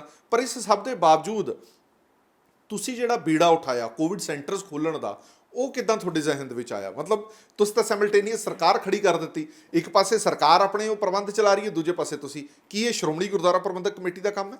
ਦੇਖੋ, ਸ਼੍ਰੋਮਣੀ ਗੁਰਦੁਆਰਾ ਪ੍ਰਬੰਧਕ ਕਮੇਟੀ ਗੁਰਧਾਮਾਂ ਦੀ, ਗੁਰੂ ਘਰ ਦੀ ਸੇਵਾ ਕਰਦੀ ਹੈ, ਤੇ ਗੁਰੂ ਦੀ ਸੇਵਾ ਸਾਨੂੰ ਗੁਰੂ ਵੱਲੋਂ ਉਪਦੇਸ਼ ਹੀ ਮਾਨਵਤਾ ਦੀ ਸੇਵਾ, ਮਨੁੱਖਤਾ ਦੀ ਸੇਵਾ। ਜਦੋਂ ਕਿਤੇ ਦੇਸ਼ ਦੇ ਕਿਸੇ ਕੋਨੇ 'ਚ, ਵਰਲਡ ਵਿੱਚ ਵੀ ਕਿਤੇ ਕੋਈ ਗੱਲ ਹੁੰਦੀ ਹੈ ਤੇ ਸਭ ਤੋਂ ਪਹਿਲਾਂ ਸ਼੍ਰੋਮਣੀ ਗੁਰਦੁਆਰਾ ਪ੍ਰਬੰਧਕ ਕਮੇਟੀ ਅੱਗੇ ਆਉਂਦੀ ਹੈ। ਬਿਲਕੁਲ, ਕਿਉਂਕਿ ਇੱਕੋ ਇੱਕ ਸੰਸਥਾ ਜਿਹੜੇ ਸਾਰੀ ਦੁਨੀਆ ਦੇ ਵਿੱਚ ਸਿਰਮੌਰ ਸੰਸਥਾ ਕਹਾਉਂਦੀ ਹੈ, ਇੱਕੋ ਇੱਕ ਸੰਸਥਾ ਜਿਹੜੀ ਡੈਮੋਕ੍ਰੈਟਿਕ ਵੇ ਦੇ ਨਾਲ ਚੁਣ ਕੇ ਲੋਕੀ ਤਿਆਰ ਕਰਦੇ ਆ, ਇੱਕੋ ਇੱਕ ਸੰਸਥਾ ਜਿਹੜੀ ਕਿਸੇ ਐਕਟ ਦੇ ਅਧੀਨ ਕੰਮ ਕਰਦੀ ਹੈ, ਇੱਕੋ ਸੰਸਥਾ ਜਿਹੜੀ ਸੈਂਟਰ ਦੀ ਚੋਣ ਕਮਿਸ਼ਨ ਵੱਲੋਂ ਇਹਦੀ ਚੋਣ ਕਰਾਈ ਜਾਂਦੀ ਹੈ, ਦੁਨੀਆ ਦੇ ਸਾਰੇ ਧਰਮਾਂ ਦੇ ਵਿੱਚ ਦੇਖ ਲਓ। ਔਰ ਇੱਕੋ ਸੰਸਥਾ, ਮੈਂ ਇਹ ਗੱਲ ਦੇ ਵਿੱਚ ਵੀ ਮਾਣ ਮਹਿਸੂਸ ਕਰਦੀ ਹਾਂ ਕਿ ਜਿਸ ਦੇ ਟਰਸਟੀ ਕਹਿ ਲਓ, ਜਿਸ ਦੇ ਪ੍ਰਬੰਧਕ ਕਹਿ ਲਓ, ਜਿਸ ਦੇ ਸੇਵਾਦਾਰ ਮੈਂਬਰ ਪ੍ਰਧਾਨ ਬਿਲਕੁਲ ਨਿਸ਼ਕਾਮ ਸੇਵਾ ਕਰਦੇ, ਜਿਨ੍ਹਾਂ ਨੂੰ ਕੋਈ TADA ਨਹੀਂ, ਜਿਨ੍ਹਾਂ ਨੂੰ ਕੋਈ ਤਨਖਾਹ ਨਹੀਂ। ਇਹ ਵੀ ਮਾਣ ਵਾਲੀ ਗੱਲ ਹੈ ਸਿੱਖ ਕੌਮ ਵਾਸਤੇ ਵੀ ਚੁਣ ਕੇ ਭੇਜਦੇ ਆ ਤੇ ਉੱਥੇ ਸੇਵਾ ਸੰਭਾਲ ਕਰਦੇ। ਸੋ ਜਿਹੜੇ ਗੁਰੂ ਸਾਹਿਬ ਜੀ ਦਾ ਉਪਦੇਸ਼ ਹੈ ਉਹ ਹੈ ਹੀ ਮਾਨਵਤਾ ਦੀ ਸੇਵਾ। ਜੇ ਸਾਡੀ ਗੁਰੂ ਦੀ ਗੋਲਕ ਹੈ ਤੇ ਗੁਰੂ ਪਾਤਸ਼ਾਹ ਕਹਿੰਦੇ ਆ ਕਿ ਗਰੀਬ ਦਾ ਮੂੰਹ ਤੇ ਗੁਰੂ ਦੀ ਗੋਲਕ। ਇੱਥੇ ਜੋ ਕੋਵਿਡ-19 ਦੀ ਗੱਲ ਆਈ, ਸਾਰੇ ਕਰਫਿਊ ਲੱਗ ਗਏ, ਸਾਰਾ ਲੋਕਡਾਊਨ ਹੋ ਗਿਆ। ਮੇਰਾ ਖਿਆਲ ਹੈ ਕਿ ਲੱਖਾਂ ਦਾ ਸਮਾਨ ਘਰ ਘਰ ਤੱਕ ਪਹੁੰਚਾਇਆ, ਲੰਗਰਾਂ ਦਾ, ਪਹਿਲਾਂ ਲੰਗਰਾਂ ਦਾ ਹੀ ਪਹੁੰਚਾਇਆ। ਉਸ ਤੋਂ ਬਾਅਦ ਫਿਰ ਠੀਕ ਵੀ ਹੋਇਆ ਕੋਵਿਡ, ਚਲੋ ਕੋਈ ਗੱਲ ਨਹੀਂ, ਸਾਡੀ ਆਮਦਨ ਘਟੀ। ਮੈਨੂੰ ਪਤਾ 233 ਕਰੋੜ ਰੁਪਏ ਦਾ ਸਾਡਾ ਗੁਰਦੁਆਰਿਆਂ ਦਾ ਗੋਲਕ ਦਾ ਕੱਟ ਨਿਕਲਿਆ। ਖੈਰ ਕੋਈ ਨਹੀਂ, ਸਾਨੂੰ ਜ਼ਿੰਦਗੀ ਚਾਹੀਦੀ ਲੋਕਾਂ ਦੀ, ਪੈਸੇ ਦੀ ਕੋਈ ਗੱਲ ਨਹੀਂ। ਅਸੀਂ ਤਾਂ ਮੈਂ ਤਾਂ ਕਈ ਵਾਰੀ ਕਹਿੰਦੀ ਮੈਂ ਤਾਂ ਮੰਗਤੀ ਬਣ ਕੇ ਵੀ ਮੰਗ ਲਾਂਗੀ ਜੇ ਸੰਗਤ ਦੀ ਸੇਵਾ 'ਚ। ਉੱਧਰੋਂ ਦੂਜੇ ਪਾਸੇ ਕੋਵਿਡ ਦੀ ਗੱਲ ਚੱਲ ਪਈ, ਦੂਜੇ ਪਾਸੇ ਕਿਸਾਨੀ ਦੀ ਗੱਲ ਚੱਲ ਪਈ। ਹੁਣ ਕਿਸਾਨੀ ਸਾਡੀ ਜਿੰਦ ਜਾਨ ਹੈ। ਜੇ ਕਿਸਾਨ ਨਹੀਂ ਤੇ ਸਾਡਾ ਪੰਜਾਬ ਕੀ ਦੇਸ਼ ਹੀ ਜਿਹੜਾ ਖਤਮ ਹੋ ਜਾਂਦਾ, ਇਕਨੋਮਿਕ ਢਾਂਚਾ ਹੀ ਖਤਮ ਹੋ ਜਾਂਦਾ। ਹੁਣ ਕਿਸਾਨੀ ਜਿਹੜੀ ਹੈ ਇਹਦੇ ਨਾਲ ਸਾਰੀ ਦੁਨੀਆ ਸੰਬੰਧਿਤ ਹੈ। ਅਸੀਂ ਵੀ ਹਾਂ, ਤੁਸੀਂ ਵੀ ਹਾਂ, ਕੋਈ ਮੁਲਾਜ਼ਮ ਹੋਵੇ, ਕੋਈ ਹੋਵੇ, ਹਰ ਜੀ। ਅਸੀਂ ਕਿਸਾਨ ਨੂੰ ਅੰਨਦਾਤਾ ਕਹਿੰਦੇ ਹਾਂ। ਦੁਨੀਆ ਭਰ ਦੀ ਨਿਗਾਹ ਇੱਥੇ ਲੱਗੀ। ਹੁਣ ਜਦੋਂ ਅਸੀਂ ਦੇਖਿਆ ਕਿ ਕਿਸਾਨ ਜਿਹੜੇ ਮੋਰਚੇ ਲਾ ਕੇ ਬੈਠੇ ਹੈ, ਕਿਸਾਨ ਘਰਾਂ 'ਚੋਂ ਜਾ ਕੇ ਉੱਥੇ ਧੱਕੇ ਖਾ ਰਹੇ ਹੈ, ਉੱਥੇ ਫਿਰ ਗੁਰੂ ਕੇ ਲੰਗਰਾਂ ਦੀ ਪ੍ਰਬੰਧ ਕੀਤੇ। ਉੱਥੇ ਜਾ ਕੇ ਅਸੀਂ ਫਿਰ ਸਾਰੇ ਇੱਥੋਂ ਤੱਕ ਕਿ ਟਾਇਲਟਸ ਦੇ ਪ੍ਰਬੰਧ ਕੀਤੇ, ਬਿਸਤਰਾਂ ਦੇ ਪ੍ਰਬੰਧ ਹੋਏ, ਬਿਸਤਰਾਂ ਦੇ ਪ੍ਰਬੰਧ, ਮੈਡੀਸਨਸ ਦੇ ਪ੍ਰਬੰਧ, 5 ਅਸੀਂ ਉੱਥੇ ਐਂਬੂਲੈਂਸਾਂ ਖੜੀਆਂ ਕਰ ਦਿੱਤੀਆਂ। ਫਿਰ ਬਾਅਦ ਵਿੱਚ ਇਹ ਚੀਜ਼ਾਂ ਕਰਨ ਦੇ ਬਾਵਜੂਦ ਅਸੀਂ ਉੱਥੇ ਪ੍ਰਚਾਰਕ ਭੇਜ ਕੇ ਕੀਰਤਨ, ਕਥਾ, ਲਿਟਰੇਚਰ, ਕਿ ਲੋਕਾਂ ਦਾ ਮਨ ਜਿਹੜਾ ਨਾ ਉਹ ਗੁਰੂ ਨਾਲ ਰੰਗਿਆ ਰਵੇ, ਵੀ ਕਿਤੇ ਘਬਰਾ ਨਾ ਜਾਣ ਕਿਤੇ, ਕਿਉਂਕਿ ਤਾਕਤ ਮਿਲਦੀ ਹੈ। ਉਸ ਤੋਂ ਬਾਅਦ ਫਿਰ ਜਦੋਂ ਅਸੀਂ ਇਹ ਸਾਰਾ ਕੁਝ ਦੇਖਿਆ ਤੇ ਉੱਥੇ ਜਾਨਾਂ ਜਾਣ ਲੱਗ ਪਈਆਂ, ਬਹੁਤ ਸਾਰੀਆਂ ਮੌਤਾਂ ਹੋ ਗਈਆਂ। ਫਿਰ ਇਹ ਗਰੀਬ ਲੋਕ ਸੀਗੇ ਕਈ, ਉਹਨਾਂ ਵਾਸਤੇ ਅਸੀਂ ਐਗਜ਼ੈਕਟਿਵ 'ਚ ਕੁਦਰਤੀ ਐਵੇਂ ਫੈਸਲਾ ਲੈ ਲਿਆ ਜਿੱਦਾਂ ਕਿ ਥੋੜ੍ਹੀ ਮਦਦ ਕਰੋ, ਆਰਥਿਕ ਮਦਦ ਕਰੋ। ਕੋਈ ਨੇ ਕਿਹਾ 50,000 ਕਰੀਏ, ਕੋਈ ਨੇ ਕਿਹਾ 25,000 ਕਰੀਏ, ਤੇ ਮੈਂ ਕਿਹਾ ਨਹੀਂ, ਘੱਟੋ ਘੱਟ 1 ਲੱਖ ਤੇ ਕਰੀਏ, ਸਨਮਾਨ ਵਜੋਂ 1 ਲੱਖ ਰੁਪਏ ਦਿਓ। ਚਲੋ ਉਹ ਉਦੋਂ ਤੋਂ ਲੈ ਕੇ ਅਸੀਂ ਦੇ ਰਹੇ। ਕੋਵਿਡ ਦਾ ਸਮਾਂ ਆ ਗਿਆ। ਪਰ ਬੀਬੀ ਜੀ ਮੇਰਾ ਇੱਕ ਸਵਾਲ, ਜਿਹੜੀ ਆਈ ਹੈ ਕਿਸਾਨੀ ਨਾਲ, ਕੋਵਿਡ ਤੋਂ ਪਹਿਲਾਂ ਕਿਸਾਨੀ ਨਾਲ, ਤੁਸੀਂ ਕਿਸਾਨੀ ਦੀ ਗੱਲ ਕੀਤੀ, ਇਸ ਨੂੰ ਵੀ ਬੜੇ ਸਾਰੇ ਲੋਕ ਸਿਆਸਤ ਨਾਲ ਜੋੜ ਕੇ ਦੇਖਦੇ ਨੇ ਕਿ ਕਿਉਂਕਿ ਸ਼੍ਰੋਮਣੀ ਗੁਰਦੁਆਰਾ ਪ੍ਰਬੰਧਕ ਕਮੇਟੀ ਵਾਇਆ ਅਕਾਲੀ ਦਲ ਦੀ ਮਦਦ ਕਰਨਾ ਚਾਹੁੰਦੀ ਹੈ। ਤੁਸੀਂ ਇਹ ਸਭ ਕੁਝ ਇਸ ਕਰਕੇ ਕਰ ਰਹੇ ਹੋ, ਇਲੈਕਸ਼ਨ 'ਚ ਤੁਹਾਨੂੰ ਸ਼੍ਰੋਮਣੀ ਅਕਾਲੀ ਦਲ ਦੇ ਹੱਥ ਮਜ਼ਬੂਤ ਕਰਨੇ। ਦੇਖੋ, ਸ਼੍ਰੋਮਣੀ ਅਕਾਲੀ ਦਲ ਕਿਸਾਨ ਹੈ, ਇਹ ਤੇ ਕੋਈ ਸ਼ੱਕ ਹੀ ਨਹੀਂ ਕਿਸੇ ਨੂੰ। ਸ਼੍ਰੋਮਣੀ ਅਕਾਲੀ ਦਲ ਦਾ ਬੱਚਾ ਬੱਚਾ ਕਿਸਾਨੀ ਨਾਲ ਸੰਬੰਧਿਤ ਹੈ। ਸਦਾ ਹੀ ਇਹਨਾਂ ਨੇ ਪਰ ਸ਼੍ਰੋਮਣੀ ਅਕਾਲੀ ਦਲ ਸਰਕਾਰ ਦਾ ਹਿੱਸਾ ਪਹਿਲਾਂ ਬਣੇ ਰਹੇ। ਮੇਰੀ ਬੇਨਤੀ ਸੁਣੋ, ਉਸ ਸਰਕਾਰ ਨੂੰ ਜਦੋਂ ਤੁਸੀਂ ਕਿਤੇ ਉਹਦੇ ਵਿੱਚ ਦੇਖ ਲਓ, ਜਦੋਂ ਕਿਸਾਨੀ ਦੀ ਗੱਲ ਆਈ ਹੈ, ਜਦੋਂ ਜਵਾਨੀ ਦੀ ਗੱਲ ਆਈ ਹੈ, ਜਦੋਂ ਪੰਜਾਬ ਦੇ ਕਿਸੇ ਦਰਦ ਦੀ ਗੱਲ ਆਈ ਹੈ, ਤੇ ਜੇ ਕਿਸੇ ਨੇ ਮੁੱਦਾ ਉਠਾਇਆ, ਜੇ ਕਿਸੇ ਨੇ ਗੱਲ ਚੁੱਕੀ ਹੈ, ਤੇ ਉੱਥੇ ਸਾਡੇ ਐਮਪੀ ਜੀ ਨੇ ਚੁੱਕੀ, ਸ਼੍ਰੋਮਣੀ ਅਕਾਲੀ ਦਲ ਨੇ, ਭਾਵੇਂ ਉਹ ਬੀਬਾ ਹਰਸਿਮਰਤ ਕੌਰ ਬਾਦਲ ਸੀ, ਭਾਵੇਂ ਕੋਈ ਸੀ। ਜੇ ਉੱਥੇ ਉਹਦੇ ਕਿਸਾਨੀ ਦੀ ਗੱਲ ਆਈ ਹੈ, ਤੇ ਇਹ ਸਾਰੀ ਸਾਡੇ ਪ੍ਰਧਾਨ ਸਾਹਿਬ ਜੀ ਨੇ ਵੀ ਉੱਥੇ ਗੱਲ ਕੀਤੀ ਹੈ, ਬੀਬਾ ਜੀ ਨੇ ਵੀ ਕੀਤੀ ਹੈ, ਉਹ ਡਟ ਕੇ ਕੀਤੀ ਹੈ। ਸਰਕਾਰ ਦੇ ਹੁੰਦਿਆਂ ਉੱਥੇ ਵਿਰੋਧ ਵਿੱਚ ਬੋਲਣਾ ਤੇ ਵਿਰੋਧ 'ਚ ਵੋਟ ਪਾਉਣੀ, ਇਹ ਉਹੀ ਕਰ ਸਕਦਾ ਜਿਹਨੂੰ ਦਰਦ ਹੋਵੇ। ਫਿਰ ਉੱਥੇ 40 ਸਾਲ ਦੀ ਸਾਂਝ ਤੋੜ ਕੇ ਰੱਖ ਦੇਣੀ ਪਾਰਟੀ ਨਾਲੋਂ, ਸਰਕਾਰ ਦੀ ਨਾ ਮੰਨਣ ਕਰਕੇ ਦਿੱਤੀ ਨਾ। ਕਿਹਦਾ ਜੀ ਕਰਦਾ? ਜਦੋਂ ਨਾ 84 ਦਾ ਘੱਲੂਘਾਰਾ ਹੋਇਆ, ਕਿਹਨੇ ਕਰਾਇਆ ਸੀ? ਰਾਸ਼ਟਰਪਤੀ ਗਿਆਨੀ ਜੈਲ ਸਿੰਘ ਸੀ ਨਾ ਜੀ। ਹੋਮ ਮਿਨਿਸਟਰ ਕੌਣ ਸੀਗਾ? ਬੂਟਾ ਸਿੰਘ। ਬੂਟਾ ਸਿੰਘ ਹੋਮ ਮਿਨਿਸਟਰ ਸੀ। ਤੇ ਆਹ ਤੇ ਕਿਸਾਨੀ ਦੀ ਗੱਲ ਸੀ ਨਾ, ਉਹ ਤੇ ਤਖਤ ਢਹਿ ਢੇਰੀ ਨਹੀਂ ਕੀਤਾ। ਹਰਿਮੰਦਰ ਸਾਹਿਬ 'ਚ ਗੋਲੀਆਂ ਚੱਲੀਆਂ, ਗੁਰੂ ਗ੍ਰੰਥ ਸਾਹਿਬ ਦੀ ਦੇਹ 'ਚ ਗੋਲੀਆਂ ਚੱਲੀਆਂ, ਇੰਨੀਆਂ ਲਾਸ਼ਾਂ ਵਿਛੀਆਂ, ਕਿਸੇ ਨੇ ਅਸਤੀਫਾ ਦਿੱਤਾ ਸੀ? ਰਿਜ਼ਾਈਨ ਨਹੀਂ ਕੀਤਾ। ਬੂਟਾ ਸਿੰਘ ਨੇ ਰਿਜ਼ਾਈਨ ਕੀਤਾ, ਗਿਆਨੀ ਜੈਲ ਸਿੰਘ ਨੇ ਰਿਜ਼ਾਈਨ ਕੀਤਾ, ਪਰ ਕੀਤਾ ਕਿਹਨੇ? ਫਿਰ ਵੀ ਸਾਡੀ ਮਿਨਿਸਟਰ ਨੇ ਕੀਤਾ, ਕਿਉਂਕਿ ਦਰਦ ਸੀ ਅੰਦਰ ਦਰਦ ਸੀ ਕਿਸਾਨੀ ਦਾ। ਦਰਦ ਤੋਂ ਬਿਨਾਂ ਮਿਨਿਸਟਰੀਆਂ ਨਹੀਂ ਛੱਡੀਆਂ ਜਾਂਦੀਆਂ। ਜਦ ਤੱਕ ਅੰਦਰ ਦਰਦ ਨਾ ਹੋਵੇ, ਪੀੜਾ ਨਾ ਹੋਵੇ, ਦਰਦ ਨਹੀਂ ਛੱਡੀ ਜਾਂਦੀ। ਨਹੀਂ ਛੱਡਦਾ ਜੀ, ਮੈਂਬਰ ਹੀ ਨਹੀਂ ਛੱਡਦੇ। ਲੰਬੜਦਾਰੀ ਇੱਥੇ ਮੈਂ ਦੇਖਿਆ ਜੀ, ਜਿਵੇਂ ਲੰਬੜਦਾਰੀ ਦੀ ਲੈਣੀ ਹੁੰਦੀ ਹੈ, ਸਾਡੇ ਕੋਲ ਆ ਕੇ ਕਹਿਣਗੇ ਜੀ ਹੁਣ ਸਰਕਾਰ ਬਦਲ ਗਈ ਹੈ, ਜੇ ਤੁਸੀਂ ਕਹੋ ਤੇ ਅਸੀਂ ਉੱਥੇ ਫੋਨ ਕਰਾ ਲਈਏ, ਪਾਰਟੀ ਸਾਡੀ ਹੁੰਦੀ ਹੈ। ਸੋ ਇਹ ਚੀਜ਼ਾਂ ਜਿਹੜੀਆਂ ਲੋਕਾਂ ਨੂੰ ਇੱਕ ਆਪਣੀ ਪਾਵਰ ਛੱਡਣੀ ਬੜੀ ਔਖੀ ਲੱਗਦੀ ਹੈ। ਤੇ ਫਿਰ ਵੀ ਇਹਨਾਂ ਲੋਕਾਂ ਨੇ ਕਹਿ ਦਿੱਤਾ ਕਿ ਅਸੀਂ ਇਹਦੇ 'ਚ ਅੱਗੇ ਨਹੀਂ ਹੋਣ ਦੇਣੇ ਲੀਡਰ, ਅਸੀਂ ਫਿਰ ਪਿੱਛੇ ਹੋਏ। ਪਰ ਉੱਥੇ ਜਿੰਨਾ ਵੀ ਮੋਰਚਾ ਲੱਗਾ, ਹਰ ਪਿੰਡ 'ਚੋਂ ਹਰ ਵਰਕਰ, ਹਰ ਸਰਪੰਚ, ਹਰ ਮੈਂਬਰ SGPC, ਹਰ ਜਥੇਦਾਰ, ਇੱਥੋਂ ਤੱਕ ਕਿ MLA ਵੀ ਜਿਹੜੇ 2 ਲਾਈਨ ਵਿੱਚ ਆਉਂਦੇ ਹੈ, ਸਿਰਫ ਕੋਰ ਕਮੇਟੀ ਨਹੀਂ ਛੱਡ ਕੇ। ਉਹ ਤਾਂ ਨਹੀਂ ਸੀ ਜਾਂਦੇ ਕਿ ਜਿਸ ਤਰ੍ਹਾਂ ਮੈਂ ਹਾਲਾਂਕਿ ਮੈਂ ਪ੍ਰਧਾਨ ਸੀ, ਬਿਲਕੁਲ ਠੀਕ ਹੈ, ਮੇਰਾ ਮਨ ਬੜਾ ਕਰਦਾ ਸੀ ਕਿ ਮੈਂ ਉੱਥੇ ਜਾਵਾਂ। ਜਦੋਂ ਉਹਨਾਂ ਨੇ ਕਹਿ ਦਿੱਤਾ ਕਿ ਨਾ ਆਓ, ਫਿਰ ਮੈਨੂੰ ਫੋਨ ਕਰਦੇ ਸੀ, ਇੱਥੇ ਤੰਬੂ ਲਾ ਦਿਓ ਜੀ, ਇੱਥੇ ਵਾਟਰਪ੍ਰੂਫ ਲਾ ਦਿਓ ਜੀ, ਇੱਥੇ ਦਵਾਈਆਂ ਭੇਜੋ ਜੀ, ਇੱਥੇ ਡਾਕਟਰ ਭੇਜੋ ਜੀ। ਮੈਂ ਭੇਜੀ ਗਈ। ਇੱਕ ਦਿਨ ਮੈਨੂੰ ਫੋਨ ਆਇਆ ਉੱਥੋਂ, ਮੈਂ ਉਹਨੂੰ ਕਿਹਾ ਵੀ ਮੇਰਾ ਜੀ ਕਰਦਾ, ਡਾਕਟਰ ਸੀ ਪਟਿਆਲੇ ਵਾਲੇ ਜਿਹੜੇ ਸੀ, ਮੈਂ ਕਿਹਾ ਜੀ ਮੇਰਾ ਜੀ ਕਰਦਾ ਮੈਂ ਆਪ ਜਾ ਕੇ ਉੱਥੇ ਸਾਰਾ ਦੇਖਿਆ ਮੈਂ ਪ੍ਰਬੰਧ। ਮੈਨੂੰ ਕਹਿੰਦੇ ਬੀਬੀ ਜੀ ਤੁਸੀਂ ਕੰਮ ਬਹੁਤ ਕਰ ਰਹੇ ਹੋ, ਪਰ ਤੁਸੀਂ ਜੇ ਨਾ ਹੀ ਆਓ ਤੇ ਚੰਗਾ। ਮੈਂ ਕੀ ਗੱਲ, ਕਾਰਨ ਕੀ ਹੈ? ਮੈਂ ਐਜ਼ ਏ ਗੁਰਦੁਆਰਾ ਸਾਹਿਬ ਦੀ ਸੇਵਾ 'ਚ ਜਾਣਾ। ਮੈਨੂੰ ਕਹਿੰਦੇ ਜੀ ਕਿ ਉਹ ਨਹੀਂ ਕੋਈ ਗੱਲ ਹੈਗੀ, ਕਿਉਂਕਿ ਤੁਹਾਡੀ ਸ਼ਖਸੀਅਤ ਜਿਹੜੀ ਹੈ ਨਾ ਜੀ, ਉਸ ਥਾਂ ਦੀ ਤਾਕਤ, ਮਤਲਬ ਵੀ ਕੁਰਸੀ, ਇਹਦੀ ਮਹਾਨਤਾ ਬਹੁਤ ਹੈ। ਇੱਥੇ ਬਹੁਤ ਤਰ੍ਹਾਂ ਦੇ ਲੋਕ ਹੈ ਜਿਹੜੇ ਸਿਆਸੀ ਤੌਰ ਤੇ ਸਮਝਣਗੇ ਨਹੀਂ, ਤੇ ਉਹ ਕੋਈ ਗੱਲ ਐਵੇਂ ਕਹਿ ਦੇਣਗੇ ਤੇ ਸਾਨੂੰ ਮਹਿਸੂਸ ਹੋਏਗਾ। ਇੱਥੋਂ ਤੱਕ ਉਹਨਾਂ ਨੇ ਪ੍ਰਬੰਧਕਾਂ ਨੇ ਮੈਨੂੰ ਕਿਹਾ ਵੀ ਤੁਸੀਂ, ਮੈਨੂੰ ਇਹ ਲੱਗਿਆ ਵੀ ਜਿੱਦਾਂ ਇਹ ਸੋਚਦੇ ਆ ਵੀ ਸ਼ਾਇਦ ਬੀਬੀ ਜੀ ਆ ਗਏ ਤੇ ਲੋਕਾਂ ਦੇ ਮਨ 'ਚ ਅਕਾਲੀ ਦਲ ਦੀ ਗੱਲ ਚੱਲ ਜਾਂਦੀ ਹੈ। ਅਸੀਂ ਉਹ ਵੀ ਗੁਰੇਜ਼ ਕੀਤਾ। ਜੇ ਉਹਨਾਂ ਨੇ ਕਿਹਾ ਨਹੀਂ, ਅਸੀਂ ਕਿਹਾ ਨਹੀਂ, ਅਸੀਂ ਬਾਹਰੋਂ ਹੀ ਪ੍ਰਬੰਧ ਕਰਦੇ ਰਹੇ ਹਾਂ, ਬਾਹਰੋਂ ਸਮਾਨ ਭੇਜਦੇ ਰਹੇ ਹਾਂ, ਬਾਹਰੋਂ ਪਿੰਡਾਂ ਨੂੰ ਕਹਿ ਕੇ ਹਰ ਚੀਜ਼ ਭੇਜਦੇ ਰਹੇ ਹਾਂ। ਪਰ ਜਿੱਦਾਂ ਉਹਨਾਂ ਨੇ ਚਾਹਿਆ, ਜਿਹੜੇ ਅੱਗੇ ਲੱਗੇ ਸੀ ਕਿਸਾਨ ਯੂਨੀਅਨ ਵਾਲੇ, ਕਿ ਤੁਸੀਂ ਅੱਗੇ ਨਾ ਆਓ, ਅਸੀਂ ਅੱਗੇ ਲੱਗੇ ਹਾਂ, ਟੀਮ ਲੱਗੀ ਹੈ। ਸਾਨੂੰ ਇਹ ਸੀ ਵੀ ਜੇ ਅਸੀਂ ਚੱਲ ਗਏ, ਕੋਈ ਗੱਲ ਹੋ ਗਈ ਤੇ ਕਹਿਣਗੇ ਵੀ ਨੁਕਸਾਨ ਕਰਤਾ। ਮਤਲਬ ਤੁਸੀਂ ਨਹੀਂ ਚਾਹੁੰਦੇ ਲਾਹਾ ਮਿਲੇ ਨਾ ਮਿਲੇ, ਤੁਸੀਂ ਸੇਵਾ ਕਰਦੇ ਰਹੋ। ਸਾਡੇ ਮਨ 'ਚ ਨਹੀਂ, ਸਾਡੇ ਸੀ ਵੀ ਕਿਸਾਨੀ ਦਾ ਮੁੱਦਾ ਹੱਲ ਹੋਣਾ ਚਾਹੀਦਾ। ਕਿਉਂ ਮੈਂ ਕਦੇ ਲਾਹਾ ਲੈਣੇ ਸੀ, ਇਸ ਤੇ ਸੇਵਾ ਕਰਨੀ ਸੀਗੀ, ਉਹਨਾਂ ਦੀਆਂ ਮੁਸ਼ਕਲਾਂ ਹੱਲ ਕਰਨੀਆਂ ਸੀਗੀਆਂ। ਸੋ ਮੈਂ ਸਮਝਦੀ ਹਾਂ ਕਿ ਇਸ ਗੱਲ ਨਾਲ ਨਹੀਂ ਜੋੜਨਾ ਚਾਹੀਦਾ। ਜੇ ਅਸੀਂ ਸੇਵਾ ਕੀਤੀ, ਜੇ ਅਸੀਂ ਨਾ ਕਰੀਏ, ਹੁਣ ਉੱਥੇ ਦਿੱਲੀ ਸਿੱਖ ਗੁਰਦੁਆਰਾ ਕਮੇਟੀ ਨੇ ਵੀ ਸੇਵਾ ਕੀਤੀ ਹੈ। ਜੇ ਉਹ ਕਹੇ ਵੀ ਉੱਥੇ ਸ਼੍ਰੋਮਣੀ ਅਕਾਲੀ ਦਲ ਦਾ ਪ੍ਰਧਾਨ, ਉਹਨੂੰ ਵਿਚਾਰੇ ਬੜਾ ਕੁਝ ਸੁਣਨਾ ਪਿਆ ਪਹਿਲਾਂ ਆ ਕੇ। ਸਿਰਸਾ ਸਾਹਿਬ ਨੇ ਬੜੀ ਉੱਥੇ ਗੱਲਾਂ ਵੀ ਸੁਣੀਆਂ, ਗਾਲਾਂ ਵੀ ਖਾਧੀਆਂ, ਬੜੇ ਰਿਮਾਰਕਸ ਵੀ ਸੁਣੇ, ਪਰ ਉਹਨੇ ਕਿਹਾ ਕਿ ਅਸੀਂ ਮਾਨਵਤਾ ਦੀ ਸੇਵਾ ਕਰਨੀ, ਮਨੁੱਖਤਾ ਦੀ ਸੇਵਾ ਕਰਨੀ, ਕਿਸਾਨਾਂ ਦੀ ਸੇਵਾ ਕਰਨੀ, ਸਾਡਾ ਘਰ ਹੈ।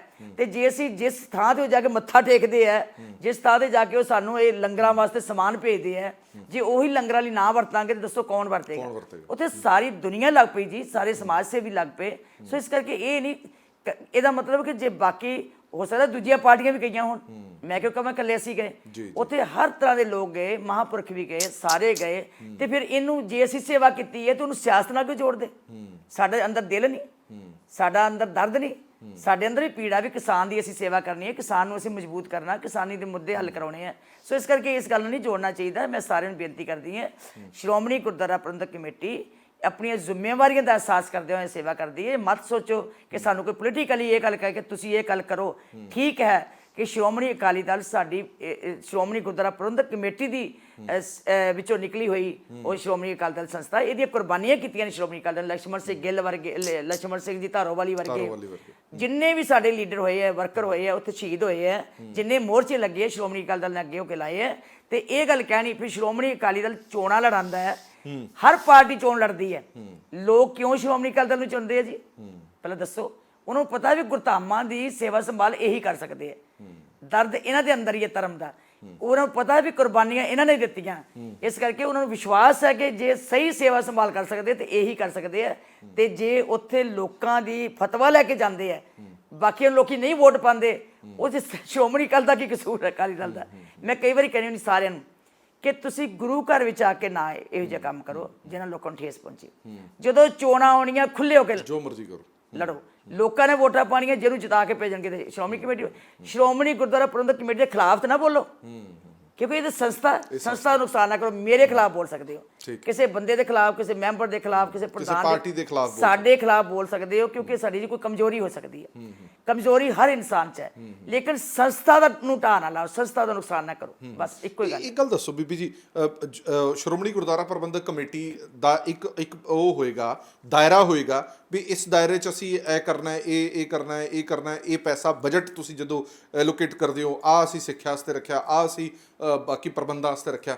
ਕੀ ਉਹਨਾਂ ਸਾਰੇ ਕੰਮਾਂ ਦੇ ਵਿੱਚ ਇਹ ਵਾਲੇ ਕੰਮ ਆਉਂਦੇ ਸੀਗੇ ਕਿ ਤੁਸੀਂ ਕੋਵਿਡ ਸੈਂਟਰ ਖੋਲੋਗੇ, ਤੁਸੀਂ ਇੱਦਾਂ ਮਦਦ ਕਰੋਗੇ ਲੋਕਾਂ ਦੀ, ਜਾਂ ਕਿਸਾਨੀ ਦੀ ਮਦਦ ਕਰੋਗੇ, ਇਹ ਸਾਰੀਆਂ ਚੀਜ਼ਾਂ ਆਉਂਦੀਆਂ ਸੀ ਜਾਂ ਤੁਸੀਂ ਆਪਣੇ ਤੌਰ ਤੇ ਹੀ ਸ਼ੁਰੂ ਹੋ ਗਏ? ਜਦੋਂ ਅਸੀਂ ਕੁਰਲਾਟ ਸੁਣੀ ਕਿ ਆਕਸੀਜਨ ਨਹੀਂ ਮਿਲ ਰਹੀ, ਜਦੋਂ ਅਸੀਂ ਸੁਣਿਆ ਕਿ ਹਸਪਤਾਲਾਂ ਦੇ ਵਿੱਚ ਬੈੱਡ ਨਹੀਂ ਮਿਲ ਰਹੇ, ਜਦੋਂ ਅਸੀਂ ਸੁਣਿਆ ਕਿ ਜਾਨਾਂ ਜਿਹੜੀਆਂ ਉਹ ਲਾਜ ਖੋਣੋਂ ਜਾ ਰਹੀਆਂ, ਵੈਕਸੀਨ ਨਹੀਂ ਮਿਲ ਰਹੀ, ਮੈਂ ਇਮੀਡੀਏਟ ਆਪਣੇ ਵਾਈਸ ਚਾਂਸਲਰ, ਪ੍ਰਿੰਸੀਪਲਸ, ਡੀਨਸ, ਜਿਹੜਾ ਸੁਪਰਡੈਂਟ ਹਸਪਤਾਲ, ਉਹਨਾਂ ਨੂੰ ਬੁਲਾਏ, ਅਸੀਂ ਇਕੱਠੇ ਹੋਏ। ਮੈਨੂੰ ਕਿਹਾ ਕਿ ਸਾਡੇ ਵੈਂਟੀਲੇਟਰ ਕਿੰਨੇ ਕਰਦੇ ਕੰਮ? ਕਹਿੰਦੇ ਜੀ ਵੈਂਟੀਲੇਟਰ 26 ਨੇ, ਕੰਮ ਕੇਵਲ 18 ਕਰ ਰਹੇ। ਕਾਰਨ? ਕਹਿੰਦੇ ਜੀ ਆਕਸੀਜਨ ਸਿਲੰਡਰ ਨਹੀਂ ਮਿਲਦੇ, ਆਕਸੀਜਨ ਨਹੀਂ ਮਿਲਦੀ। ਡੀਸੀ ਨੂੰ ਫੋਨ ਕੀਤਾ ਅੰਮ੍ਰਿਤਸਰ, ਉਹ ਕਹਿਣ ਲੱਗੇ ਬੀਬੀ ਜੀ ਵੀ ਅਸੀਂ 400 ਤੱਕ, ਅਸੀਂ ਕਿਹਾ ਸਾਨੂੰ 400 ਦਿਓ, ਕਮ ਸੇ ਕਮ ਸਾਡੇ 22 ਚੱਲ ਪੈਣਗੇ। ਚਲੋ ਖੈਰ, ਉਹਨਾਂ ਨੇ ਸਾਡੀ ਮਦਦ ਕੀਤੀ, ਉਹਨਾਂ ਨੇ ਸਾਡੇ ਨਾਲ ਕੋਆਪਰੇਟ ਕੀਤਾ ਕਿ ਕਿਉਂਕਿ ਨੰਬਰ 1 ਦਾ ਹਸਪਤਾਲ ਗਿਣਿਆ ਗਿਆ ਸ਼੍ਰੀ ਗੁਰੂ ਰਾਮਦਾਸ ਹਸਪਤਾਲ, ਨੰਬਰ 1, 1200 ਬੈੱਡ ਦਾ ਹਸਪਤਾਲ ਹੈ ਜੀ। ਤੇ ਉੱਥੇ ਜਦੋਂ ਇੱਕ ਯੂਨੀਵਰਸਿਟੀ ਹੋਣ ਕਰਕੇ, ਕਾਲਜਸ ਹੋਣ ਕਰਕੇ, ਉੱਥੇ ਦਾ ਕੰਮ ਜਿਹੜਾ ਸੀਗਾ ਉਹ ਨੰਬਰ 1 ਤੇ ਆਇਆ। ਅਸੀਂ ਆਪਣਾ ਫਰਜ਼ ਸਮਝਿਆ ਕਿ ਜੇ ਸਰਕਾਰ ਦੇ ਵਿੱਚ ਕੋਈ ਕਮੀ ਰਹਿ ਗਈ ਹੈ ਤੇ ਕਮ ਸੇ ਕਮ ਸਾਡੀ ਵੀ ਸਰਕਾਰ ਵਿਧਨ ਸਰਕਾਰ ਹੈ। ਐਗਜ਼ੈਕਟਲੀ। ਦੇਖੋ, ਇਹ ਵੀ ਇੱਕ ਸ਼੍ਰੋਮਣੀ ਗੁਰਦੁਆਰਾ ਪ੍ਰਬੰਧਕ ਕਮੇਟੀ ਦੇ ਲੋਕੀ ਆਸ ਕਰਦੇ ਆ ਕਿ ਜਦੋਂ ਮਾਨਵਤਾ ਦੀ ਭੀੜ ਬਣੀ, ਜਦੋਂ ਮਨੁੱਖਤਾ ਦਾ ਦਰਦ ਹੋਵੇਗਾ ਤੇ ਇਹ ਜ਼ਰੂਰ ਆਸਾ ਪਾਈ।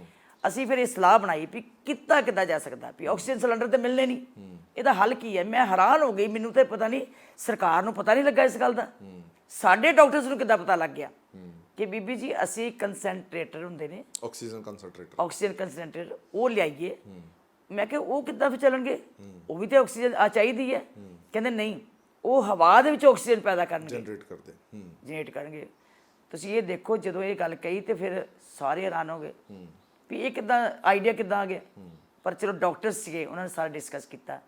ਅਸੀਂ ਫਿਰ ਕੋਸ਼ਿਸ਼ ਕੀਤੀ ਵੀ ਕਿੱਥੋਂ ਪ੍ਰਬੰਧ ਕਰੀਏ।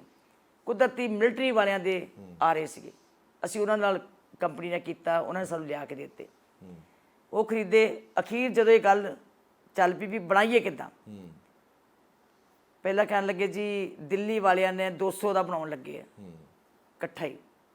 ਅਸੀਂ ਕਿਹਾ ਨਹੀਂ, 201 ਥਾਂ ਤੇ ਨਹੀਂ ਬਣਾਉਣਾ, ਵੱਖ-ਵੱਖ ਸੈਂਟਰ ਬਣਾਈਏ, ਕਿਉਂਕਿ ਪਹੁੰਚ ਹੀ ਨਹੀਂ ਕਰ ਪਾਉਂਦੇ ਇਕੱਠੇ। ਨਾਲੇ ਇੰਨੇ ਕੋਵਿਡ ਵਾਲੇ ਲੋਕਾਂ ਨੂੰ ਸਾਂਭਣਾ ਹੀ ਔਖਾ ਹੋ ਜਾਂਦਾ, 200 ਦੇ ਨਾਲ 200 ਹੋਰ ਆਏਗਾ, ਉਹਨਾਂ ਨੂੰ ਸਾਂਭਣੇ ਕਿੱਦਾਂ?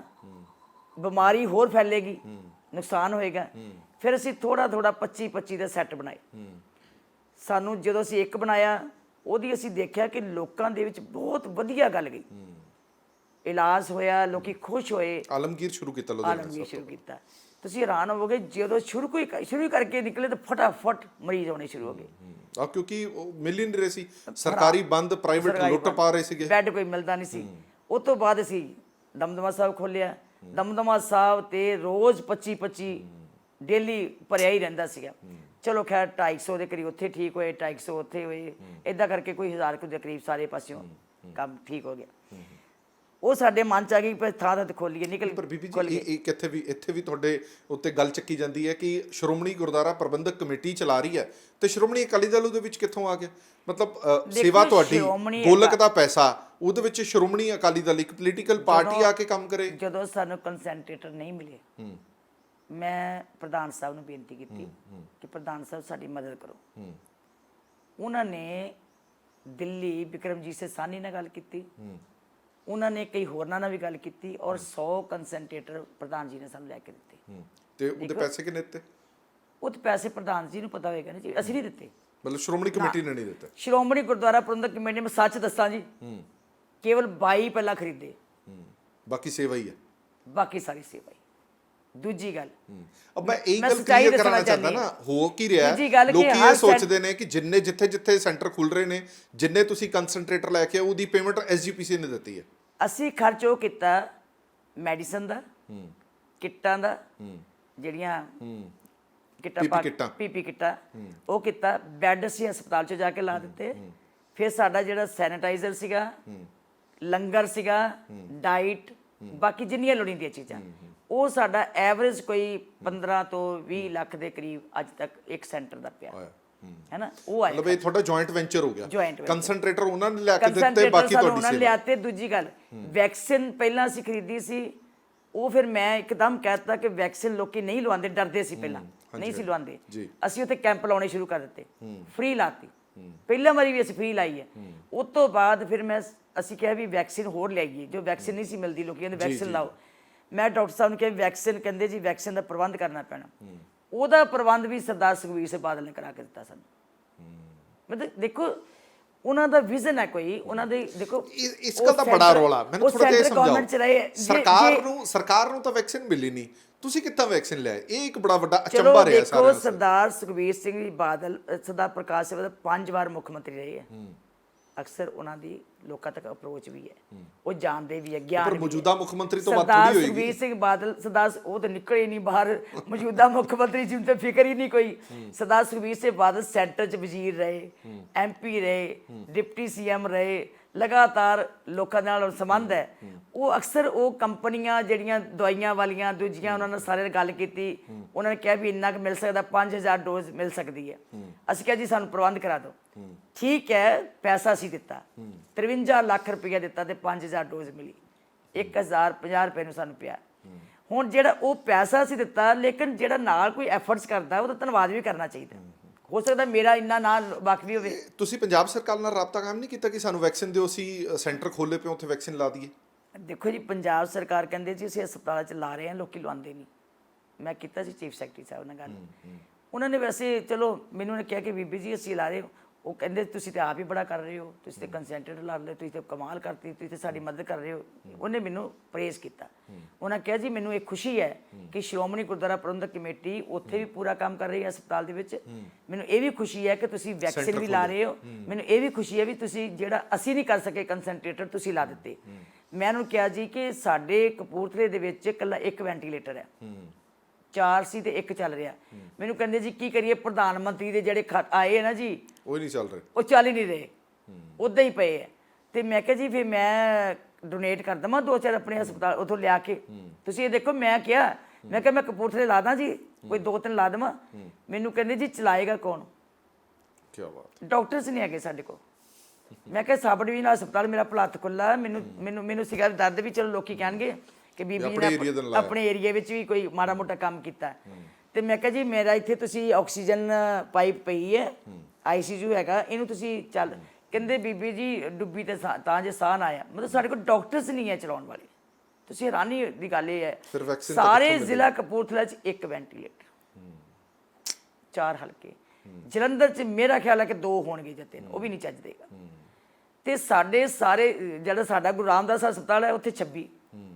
ਹੁਣ ਇਹ ਦੱਸੋ ਵੀ ਮੇਰਾ ਖਿਆਲ ਸਾਰੇ ਸਰਕਾਰ ਦੇ ਹਸਪਤਾਲ 'ਚ ਉਨੇ ਹੋਣਗੇ ਜਿੰਨੇ ਸਾਡੇ ਆ ਤੁਹਾਡੇ ਕੋਲ, ਹੈ ਨਾ।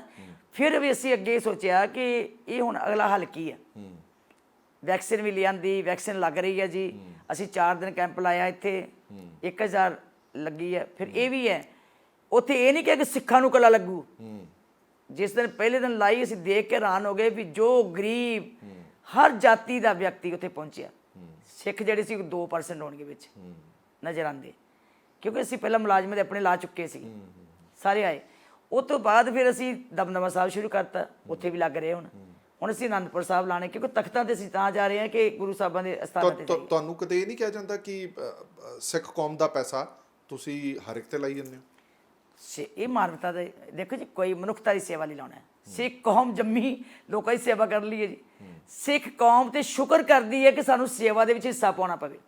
ਤੁਸੀਂ ਇਹ ਦੇਖੋ, ਮੈਂ ਅਪੀਲ ਪਾਈ ਕਿ ਆਉਣ ਵਾਲਾ 3rd ਟਰਮ ਜਿਹੜੀ ਹੈ ਉਹਦੇ ਵਾਸਤੇ ਮੈਂ ਚਾਹੁੰਦੀ ਕਿ ਆਪਣਾ ਹਸਪਤਾਲ ਸਟਰੈਂਥਨਿੰਗ ਕਰਾਂ, ਤੇ ਮੈਂ ਸਾਧ ਸੰਗਤ ਨੂੰ ਬੇਨਤੀ ਕਰਦੀ ਹਾਂ ਵਿਦੇਸ਼ ਵਿੱਚ ਬੈਠੇ ਵੀਰਾਂ ਨੂੰ ਵੀ ਹੁਣ ਕੰਸੈਂਟਰੇਟਰ ਘਟਾ ਦਿਓ, ਹੁਣ ਲੋੜ ਨਹੀਂ ਰਹੀ।